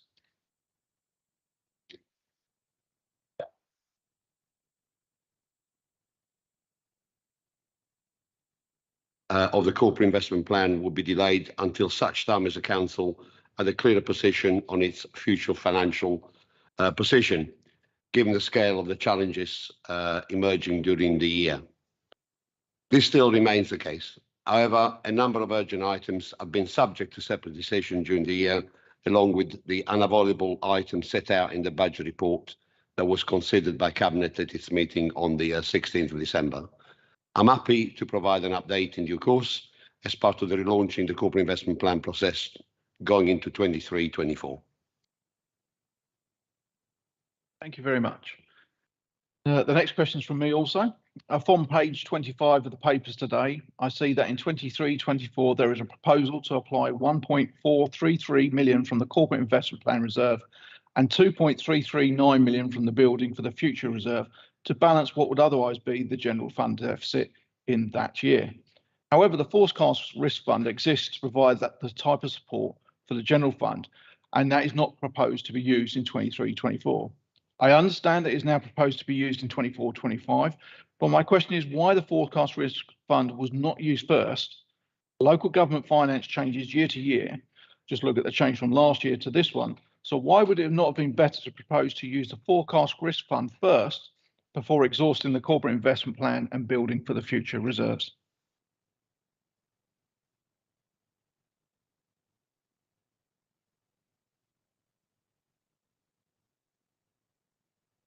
In terms of the 4 remaining years of the current financial forecast period, I've effectively looked at 23-24 and 24-25 together, with the proposed use of funding simply reflecting a practical approach. However, given the funding has recently been announced as part of the local government's financial settlement, this will be reviewed in terms of updating financial position for reporting to Cabinet later this month. I seem to have a monopoly on questions. This one's also from me. From page 25 of the papers today, I note that the former council offices in Wheelie are still costing the council £60,000 in this financial year and a projected £50,000 in next financial year. Could you remind the committee of the decision to dispose of the offices when the council ceased to use the offices for operational purposes and when the offices will be disposed of? The question is then whether these costs were in any way avoidable. Thank you, Councillor Stevenson, and I wish I could have had it flattened the day we turned the heating off there. But while I fully understand and share the same frustration, we too very much hoped that the disposal of the former council office site in Wheelie would have taken place by now. The decision was a rather complex one than simply an open market transaction. The council has a duty of care to maximise the value of the site via development to deliver new homes, including new and high quality council housing for local people. Such decisions include the appropriation of land for planning purposes, planning permission, procurement, the requirement of council housing acquisition development policy, along with detailed negotiation with relevant parties. The various activities have remained ongoing throughout 22 and will continue early in 22-23. with the aim of concluding the disposal later this year. In terms of complexities, it is also worth highlighting that the sequence of events have to be carefully considered to protect the council as far as possible, such as securing receiving consideration for the land ahead of the land transfer, which in this case will be homes rather than monetary value. Thank you very much. Councillor Griffiths. Thank you, Mr. Chairman. From page 41 of the papers today, a budget of 0.6 million was included in the HRA capital programme for the redevelopment of the Spendle site. However, the current estimate is that it will cost 1.4 million. Is the council's pricing strategy fit for purpose? Otherwise, the council will be approving schemes on one basis that turns out to be a fraction of the actual cost. Thank you, Councillor Griffiths, for your question. As with any capital investment decision, an estimate of the likely project cost will be determined as part of the very step in the decision-making process. The actual cost of the project can only really be determined once the associated procurement process has been undertaken. It is also important to highlight that if any scheme is approved based on an estimate cost they subsequently higher, then a further decision will be required as to whether to continue or not with the project, which would involve the usual value for money business case consideration.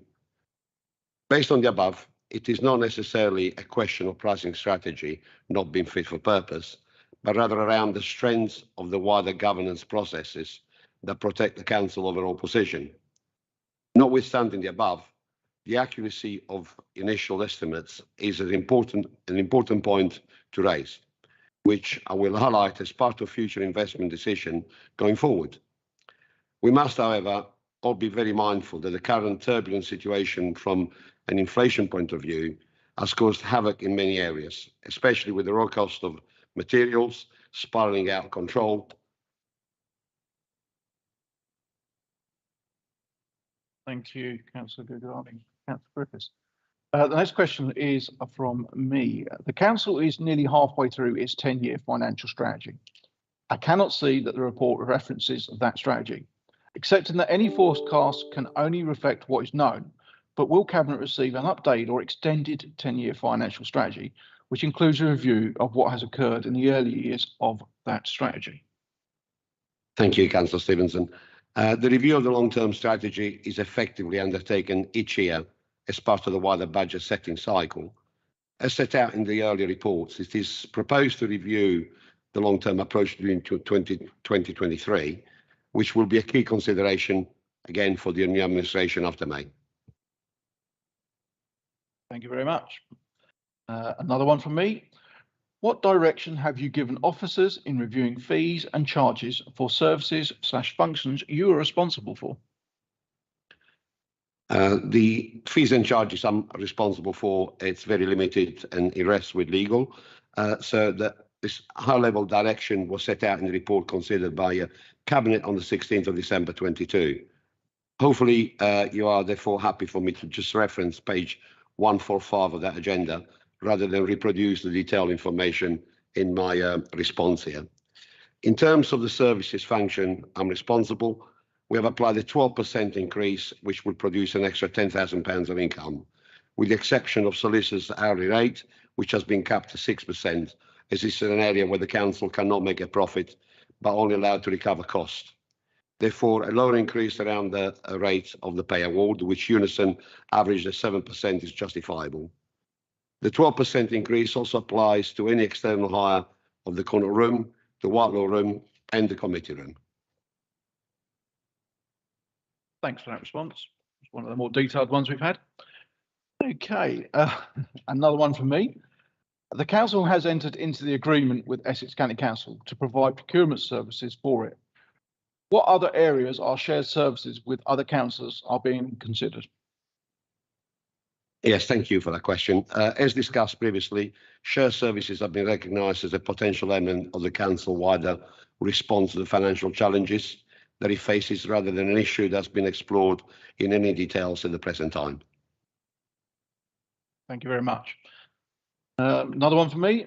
for 22-23, the council introduced a premium for council tax on empty homes with a view to encouraging occupation of those homes.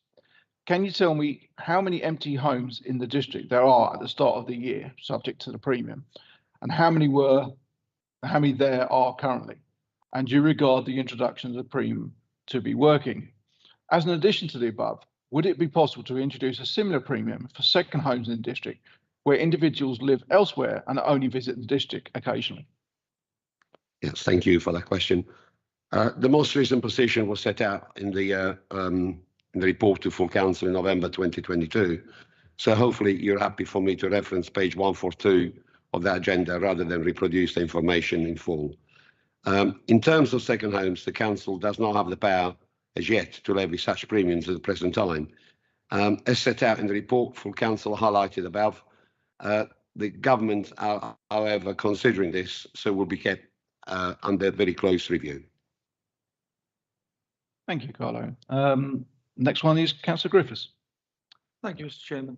On page 25 of the papers today, I note the proposal to reduce the budget to support the tendering Colchester Borders Garden Community from 1.3 million to 0.8 million. Is the Cabinet confident that this reduced level is sufficient to meet the needs for support for the project? I ask this given the fact that the delivery timetable for the garden communities will span maybe several general elections and government policy will no doubt change. How does the Cabinet consider the cost of public open spaces and public buildings and facilities in the garden communities will be met? Thank you, Councillor Griffiths, for your question. And my response is, as part of reducing the budget from 1.3 million to 800,000, the issues raised were discussed with the relevant service. The council involvement in the project largely reflects its planning authority, local plan responsibilities, with an additional and ongoing local plan budget available to potentially support the project moving forward. It is also important to highlight that as part of the ongoing development of the project, stewardship options to provide the necessary funding to support the ongoing costs of assets such as open spaces and public facilities will be explored with the aim of ensuring that such costs do not fall to the council. The members' steering group has been very, very clear with officers to task them to bring forward stewardship option in the very near future, so that strong and sustainable model is put in place at the earliest opportunity. Thank you. And last question on the pre-arranged ones. On page 14 of the papers for today, I note the statement about the new homes bonus. As I understand it, there is anticipated to be £1.4 million to be received in 2022-23. What are your intentions around allocating the use of that funding? Thank you, Councillor Stevens, for your question. I've referred to the new administration several times above, and I think it's important that they have financial flexibility to respond to the challenges that lie ahead. I therefore believe that it is important that the current administration provides a strong financial foundation for the new administration, and I propose setting this funding aside so they forms part of the association handover process later in May this year. Thank you very much. And that's the end of the pre-arranged questions. I'm going to go to Councillor Griffiths first, just to see if he had any supplementary to his two questions. Councillor Griffiths. Thank you, Mr. Chairman. Going back to my favourite subject, which is the garden city community, I note that we're looking at options to see that additional assets are brought back to the council. Can we just clarify that is the council at this moment in time looking to purchase council houses from part of this scheme, or are we looking to use any additional social housing and put it in the hands of private stroke housing associations rather than add it to the housing stock? Because your answer on that doesn't seem to be too clear. And by the comment that's ensuring costs don't fall to the council, it seems to indicate that we're not looking to add any additional homes that might come from this conurbation to our council housing stock. Thank you. Yes, thank you, Councillor Griffiths. It's a very good question because it's obviously is a very good opportunity for the council to increase its housing stock. However, no conversation or discussion have been had as yet to ascertain whether the council would like to invest. The general policy will seek to provide 30% affordable housing of the total amount in the various plan life. So therefore, there'll be opportunities to be explored near the time. I think as the stewardship model has not yet been chosen, it also would be premature to maybe whichever model is chosen would be maybe working in partnership, joint venture with the district council and possibly with the housing association or developers to progress the acquisition of the social housing, if that is something that the is thought to want to be progressed. Could we have an assurance from you going forward that one of your recommendations that you leave to whoever will be in your similar post in after May will be that any decision regarding social housing being brought into the council stock is put before the relevant TDC committee for this council to decide? Because I mean, my view is I think it's important that we safeguard council stock and if possible add to it. And I do feel that this should be a decision made by the full council rather than some board at a future date in conjunction with developers. Yes, thank you. Absolutely. Any financial decisions made on either the garden communities or any other project that the council wants to progress are subject to internal approval first. So there will be no decision being taken outside of the council remit. If it is the council wish to invest in council housing, then that will be a decision that the council will have to make on its own free merits. To confirm, then you're giving us an assurance that it won't be two councillors, whoever they may be at the time, going off, sitting on the board, making a decision and coming back with a fait accompli. There'll be a proper and full discussion at this council or its predecessor, discussing bringing houses back into council or local authority ownership. Because I do know that we have had numerous, shall we say, meetings where decisions are made at a higher level and brought back after the job's been done, and we're left with the decision to put our hand up at full council. And I'm quite concerned that this doesn't happen, and that when we have the opportunity to add housing to the council stock, it's actually taken. Well, what I can assure you is that the governance model in place now, the protocol agreed by the Joint Planning Committee does not give the opportunity to that kind of decision to be made by the Joint Planning Committee. Those kind of decisions are corporate decisions which will have to be brought back to the full council for approbation. Now, you know, I cannot make decision in advance to whoever comes in after May. So therefore, that you know, even if we do propose something, that could be undone at a later stage. But the governance model that we have does not give the opportunity to make that kind of decision away from the district authority itself. Okay, and because I was the only other person to ask questions, I've got a couple for you, Carlo, before we finish. Reference to the use of the reserves. We talked about not using the forecast risk fund and instead using the corporate investment plan and the building for future reserves. I acknowledge your answer that you're going to review it in January. I guess maybe I'm making more of a statement than a question here, is that in cancelling those two reserves and not using the designated reserve for the deficit, you might be, there's an element of signalling to the wider community about our lack of investment in our own area. When those reserves are still in place, it could be rightly agreed that we still see the opportunities for investment, even though the current situation probably won't allow us to. But as you rightly said, there's a government settlement and a review in January for yourself. So I think I really just wanted to try and get that point across. I don't know if you had anything to say on that. Yes, thank you, Councillor Stevenson. Only to say that we were in a very luxury position to have some reserves in place, so that allowed us to have the cushion and the time to plan ahead. And really, I think the corporate investment plan is not received its full review. So therefore, the 4 projects which were approved back in April time, just before the ladies' race, were the only 4 commitments that we thought should really progress because of the time sensitivity.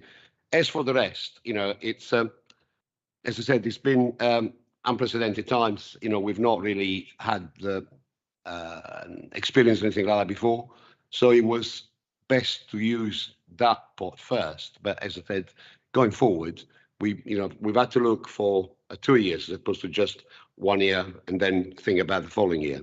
So it's work in progress. Let's see what happens later on in the month, and we'll take it from there. Thank you for that. My next supplementary was around the 10-year forecast. So we're on year 7 now, with 83 years. So we're further down it than we are away from the end of it. And the question I wanted to ask is, do you plan to, or is it something that you're going to leave for the new administration, to work up a new 10-year plan? Some kind of, we can't keep edging closer and closer to this, then all of a sudden it will actually be a 1-year plan. So I was curious as whether that was something that you were intending to do before you leave your term, or whether you're going to leave that same for the new administration. Yeah, that's a very good question. As I hinted in my response, the forecast, 10-year forecast, is reviewed every time we go through the budget process. And the one thing that the 10 years forecast has given us the luxury of not finding the huge shortfall that was needed at one time. We've been able to spread the cost over the course of the years, and it was going pretty well, really, until everything turns out. We could see a favourable position in 24-25, and going forward to 25-26. You could see, the planned growth of the business rate would have given us a very strong position to be in the black as opposed to in the red. But events that have taken place, again, unprecedented times, have hampered the process, if you like. So it would be good to kind of put in place a framework, as I mentioned before, to leave to the new administration to kind of guide them. We're not there to make decisions for them, but we can only leave. Same with the new home bonus. We'll leave a legacy for them and as strong as financial position possibly can. Thank you very much for that. The last one supplementary I have is for the premium council tax on empty homes. There's a part of the question you didn't answer. And if I read out a question a little bit, it says, can you tell me how many empty homes in the district were there at the start of the year subject to premium? How many are there currently? And do you, and this is the bit I don't feel was answered, and do you regard the introduction of the premium to be working? Thank you, Councillor Stevenson. I will have to get you a written answer on that, but because I've not got this present time, and I do apologise for having left that one out, but I will get you the response on how many empty homes we've actually got in the district. And with regards whether to be working, the indication showed that it was giving some benefits at the time. So the current position, I will ask officers to provide a response for that. Thank you very much. And thank you for coming today. I must say you've had more questions than all the other portfolios put together. So, but that's to be expected, I guess, as finance portfolio holder, and we are scrutinising the budget. I've got a couple of minutes for anybody who has one last minute ad hoc question. If anybody has one, it looks like you're off the hook. Thank you very much, Councillor Guglielmi, and thank you very much for your officer, Richard Barrett. Thank you very much indeed.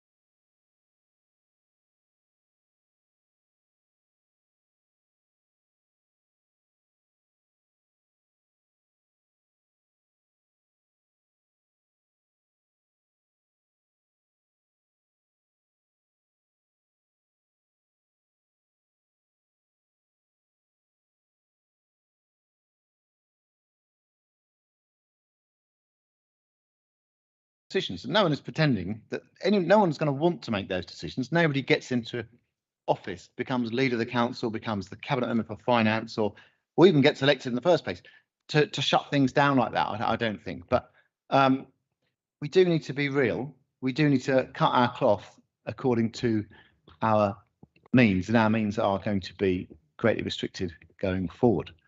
And I know that sounds a bit doom and gloomy, but I think there are other things on the horizon which give us hope and optimism for the future, such as devolution. Potentially, I think local government reform probably isn't that far away. We've got a system of government that we've had in place since the 72 Act came into power. So I don't think it's an outrageous suggestion that the current system of government is a bit out of date in this country. Devolution models now have been agreed in Suffolk and Norfolk, and we are in Essex putting forward to government a request that we want to have the conversation. We want to get a deal from them, an offer from them, and I think that could be a game changer. And I think that represents a sort of bright, optimistic new future for a local government in the broadest sense across Essex, despite the slightly depressing economic situation. Because, as I say, it is important that we are all taking the rose-tinted spectacles off and looking at the accounts clearly and with an open mind. But at the same time, we shouldn't let that completely depress us about everything that we're trying to do.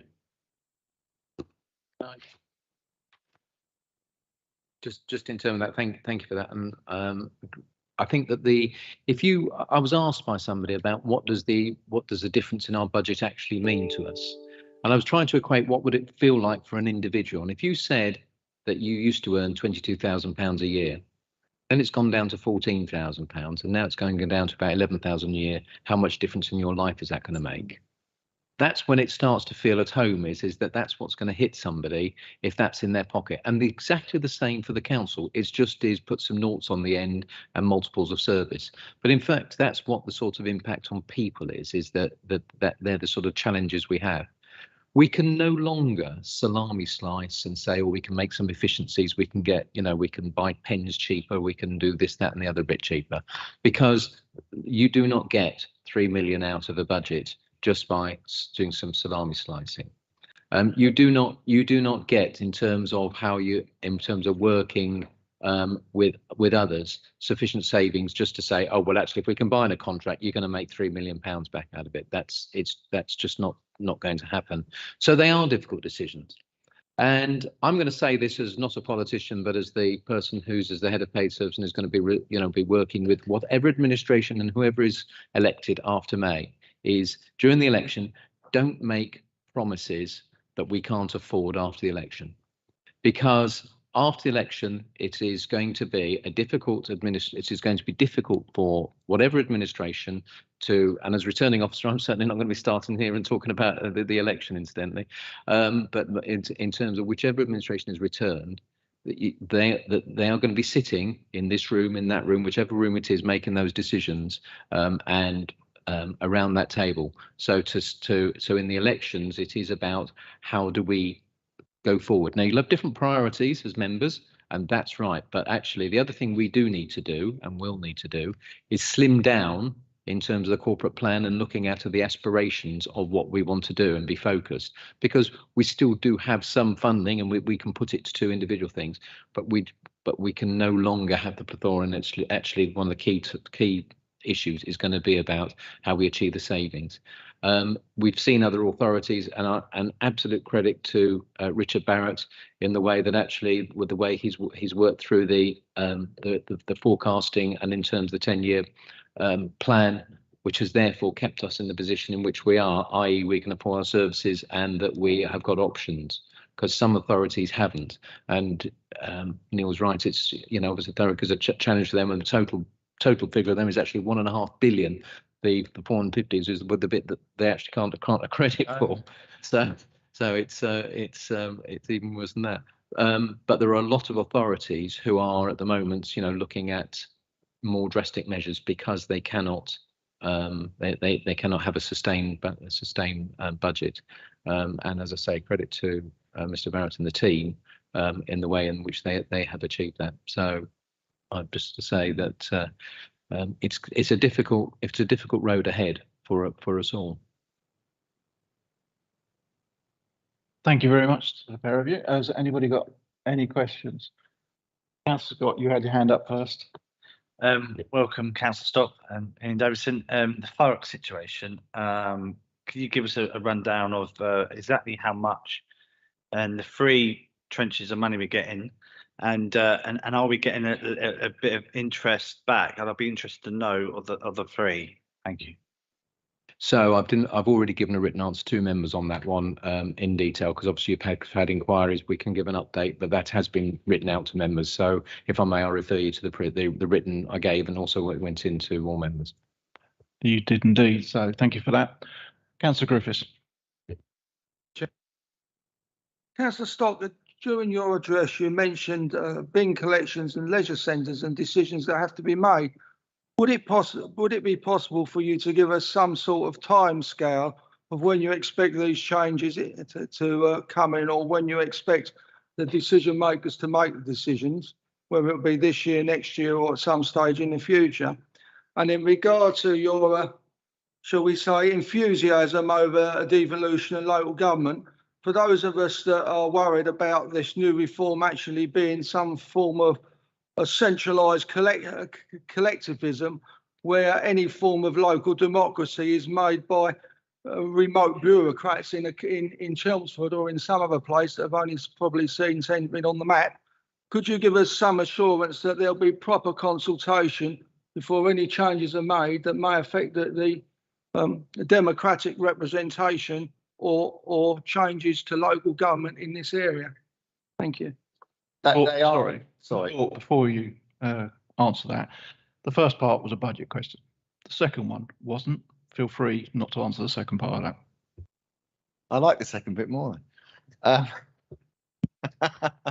thank you, Chairman. And thank you, Chris, for your question. You're kind of conflating devolution and local government reform, and we've been very, very clear, certainly at an Essex level, to keep those two things separate and distinct. And I talked about there, it is likely, I think, and it's only a personal view, that local government reform is probably not that far away, but not that far away in local government reform terms, could still be another 10 or 15 years. I doubt anything's going to happen in the next year or two on that. If we could, if a devolution deal went through that quickly, it would be quite something. Devolution, by definition, is power coming down, not going up. So devolution is about powers that are currently held in Westminster being delivered at a much more local level, for example, Essex, rather than Westminster. So that is more local. I'm notwithstanding the fact I appreciate the concerns that you articulate, and you've written to me on that one, and I sent you an email response. But I think on the whole, I recognise the fact that we have in the UK, in this country, the most centralised system of government anywhere in the Western world. In pretty much everywhere in Europe, you have far more devolution. You have directly elected mayors at a kind of almost village level. I'm not saying that's better or that's good, but it's just as a fact that is what happens and what takes place. In this country, we have situations where the Home Office in Whitehall are identifying buildings in the centre of Basildon or Clacton-on-Sea to house asylum seekers, and they don't know the streets of Clacton or Basildon or any other town. They're doing that all from Whitehall, probably using Google Street Maps or something. I don't know how they do it. I really don't. But things like that, you just think that's crazy, isn't it? There should be. It's not difficult to make the case that an awful lot of things that are currently done at Westminster level should be done far more locally. Just like some of the things currently done in Chelmsford at County Hall should be done more locally in tendering, or certainly sort of north of the county rather than the whole of the county, because Essex on its own, got to remember, Greater Essex, we've got a population of nearly 2 million people. It's bigger than Northern Ireland.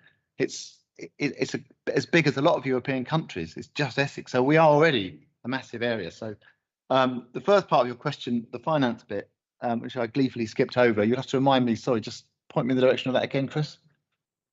But if you could give us a time span of when you expect the decisions on bin collections and leisure centres. Oh, yeah. Whether it's imminently or in the next couple of years or at some stage in the next administration? Yeah, that's why I forgot it. That's a really difficult question. A really difficult question to answer with any level of certainty. Because of the fundamental nature of any decision like that, and I use those merely as examples of the kind of worst things I can think of, if you like. They're the sort of the worst things, but they're also, I'm not going to pretend they're not going to happen, because they might. They are some of the big hitting items, some of the most expensive things that we do as an organisation. Is collect rubbish, is run leisure centres, that sort of thing. I can't imagine anything's going to happen overnight. With regards to waste, we have a waste contract that has got a time limit on it when it comes to an end. We've currently got conversations going on with other authorities. If there's something we could do where we combine a waste contract with another authority or several other authorities, so that the person bidding for it can have the real economies of scale of a much bigger waste contract, maybe we can save some money there. But even then, that will be saving money against the fact that because of inflation and fuel costs and things like that, you're starting from a much higher base point than the current cost of the contract at the moment. So something like the waste contract is going to have to be looked at very, very shortly.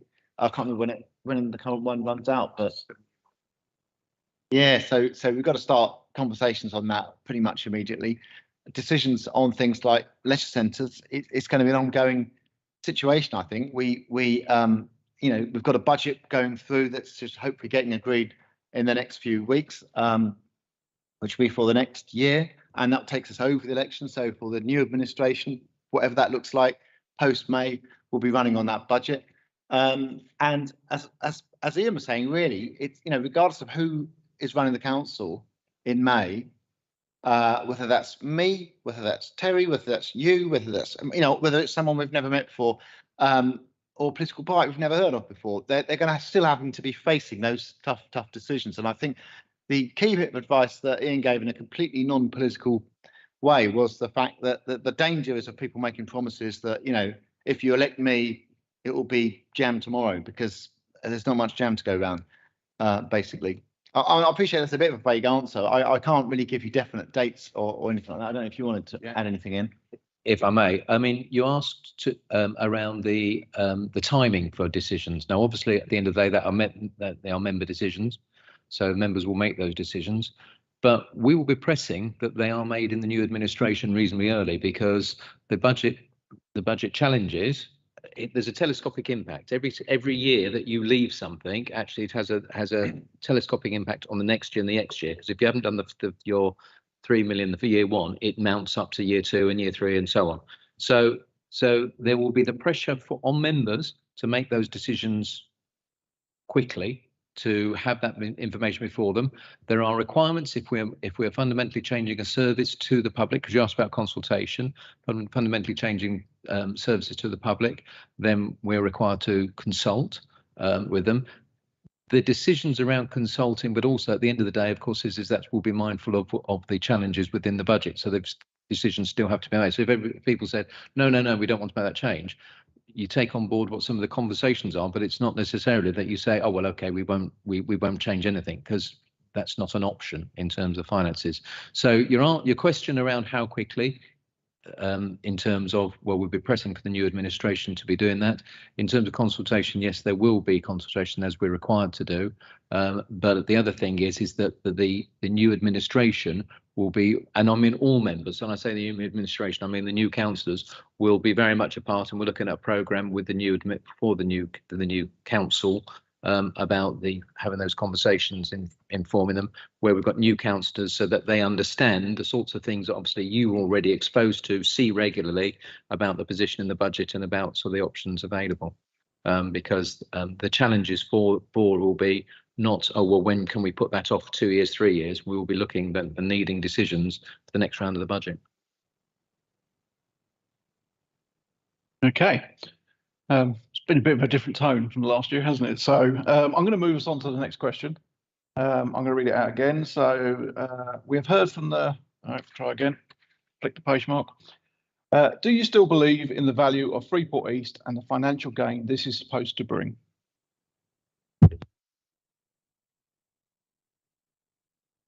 I thank you for your question.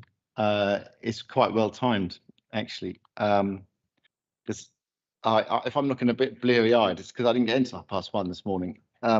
and I'd like to say that's because I was out partying and drinking heavily, but it was actually just waiting for trains and standing on the platform at Stratford, regretting the fact I hadn't gone to Liverpool Street to get home, because I was at Westminster for the Freeport East launch reception, where the Minister of State for Levelling Up announced that Freeport East has been approved by government and it's all systems go. And there's about 150 people in the room, and there was just this palpable sense of excitement and optimism. And it was interesting because I've been on the board meetings, going to the board meetings ever since this thing kicked off, right in the darkest days of lockdown, where we were on these Zoom calls with councillors and officers that I didn't know most of the people on that, and they could be pretty tense, because having Zoom calls and things with people that you know is okay, because you kind of pick up on the body language, but when they're complete strangers, it's very difficult. And they were very difficult. Any kind of collaborative working, partnership working, it's really difficult and exhausting and challenging, and it's hard work. But we got there. We really did get somewhere. And it's a public-private thing, because you've got the Hutchinson Ports, a massive global player at the board, at the table. You've got county council, district councils. You've now got a wider sort of engagement, because the catchment area for Freeport is, I think, officially 45 miles, is it? So the sort of the zone around Felixstowe and Harwich is massive. What's exciting about it, for me, for us, is the fact that although Felixstowe is the largest container terminal in the country, and nearly half of everything that's imported into Britain comes in via Felixstowe, it's actually Harwich and Barside Bay where all the excitement is and all the opportunity is, because that's the big undeveloped bit. Felixstowe is already up and running. It's massive. There's really not much you can do to polish that gemstone anymore. It's absolutely shining bright. But Harwich is where the potential is. Now, I've been very careful to try to manage expectations, because the people of Harwich, in particular the Barside, have had sort of false dawns many times in the past, going back apparently to Victorian times. There was talk of making that. It's an obvious bay. If you drive past it, there's an obvious bay there that if you put a wall across the front and backfill it, you've got a huge quay. And that is essentially the plan.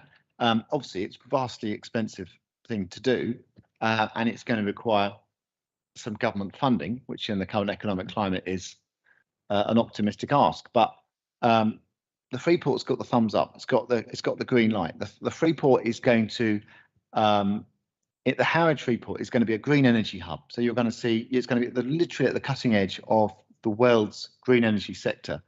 We're going to have exciting new career opportunities for kids leaving school. Kids who are currently at school in Tendring, at primary school age, are now being talked to about the green energy hub and going into that as an industry, as a career when they leave school.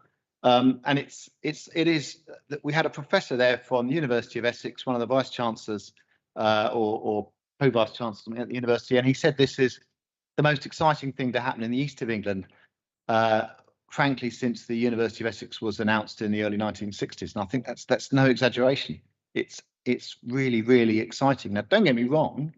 I had a long chat with the chairman. We've got a new chairman of the board now, Mark Lemon, and he was saying that, unless we make this happen, unless we really do it, today will be marked, last night will be marked as the beginning of a failure, not a success. But everything is pointing to success. We just need to keep our eyes on the prize, keep really focused, and Freeport East is going to be transformational.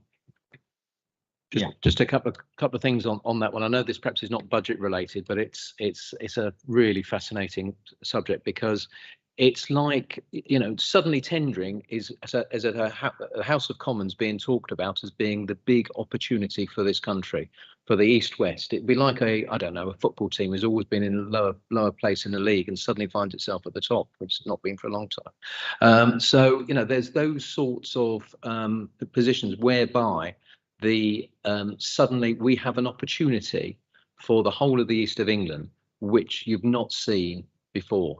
Now, I say that because, again, managing expectations, Councillor Song is absolutely right, but it was powerful in terms of the support from Hutchinson Ports, in terms of other organisations, and the clean energy. There's also groups looking at skills centre, about how we get our young people to be able to be educated, how we get our young people to be able to take up those opportunities, how we have the secondary and the tertiary businesses who can benefit from all that new industry coming in. So I think that there's a lot of work going into not just the kind of the clean energy opportunities and the Bathside Bay itself, but also how other businesses can benefit from that, and how our young people can, and how we can increase the skills opportunities. And I know that's something which is close to our members' hearts. We've talked about many times around different issues, but this is one of the big opportunities. Neil referred to the Vice Chancellor. A lot of the time he's actually out the countries, in terms of they've got an outpost, I think, in Hong Kong, various others. But every time we've had a meeting in here, he comes to that, because the Vice Chancellor sees that as one of the biggest opportunities, which is really interesting, how much they want to get involved. So they see that as a skills opportunity in the development. So it's not just us hoping that somebody's going to come along and pick up the skills.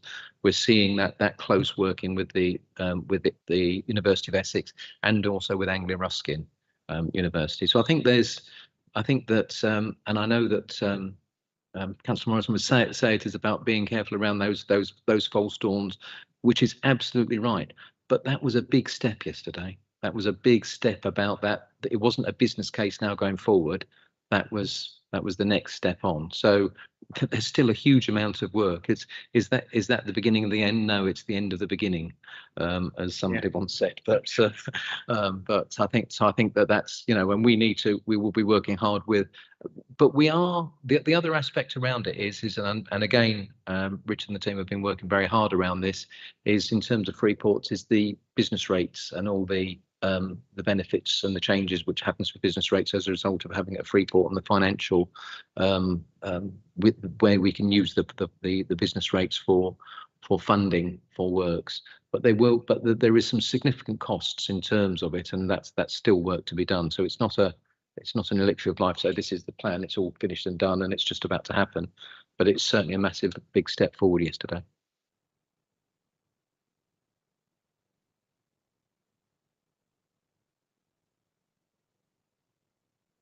Yes, really, it is exciting news. I mean, it's going back 20 years now, you know, and it's when you come to this, it's sort of like an anticlimax, because it's been going and talked about what we're going to do with Bathside Bay, what the council's going to do with Bathside Bay. Would it be done with Hutchinson play ball with this all these years? And now it's happening. We're thinking, well, pinch me, is it going to come real to fruition?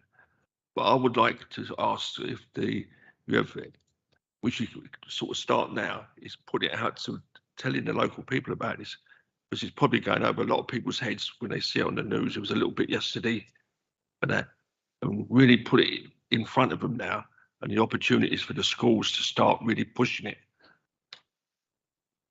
If I may, we had in this room only a few days ago the board at which we included the Tendering Education Board chairman, and we've been talking to them and talking to the schools about what is to come. We can only at this stage talk about what is to come, so giving them the heads up, as you're saying.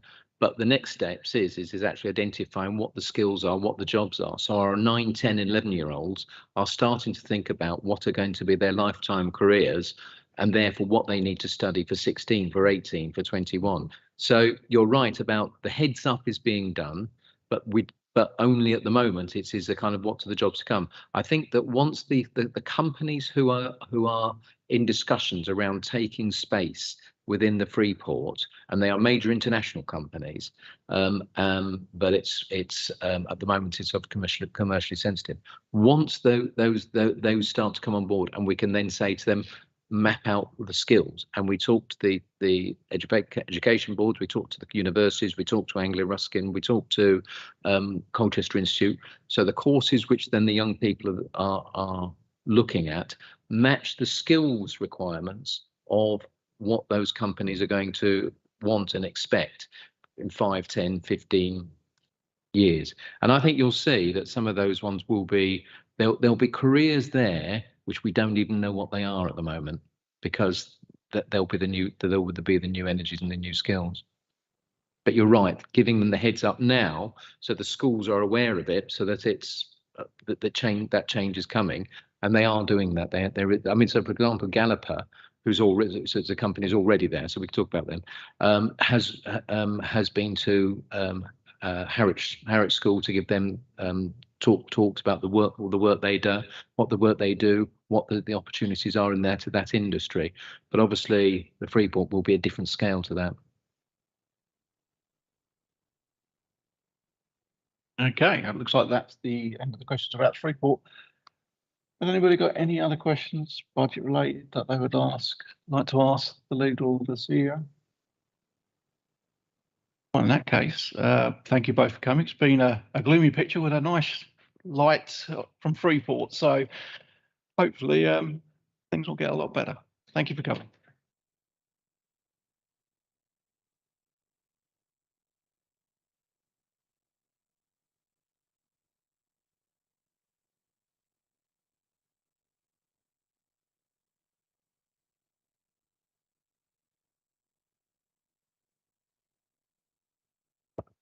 Right, I think what we'll do now is we'll take an adjournment, 15 minutes, just take a comfort break, and then we'll come back and we'll do recommendations. Okay.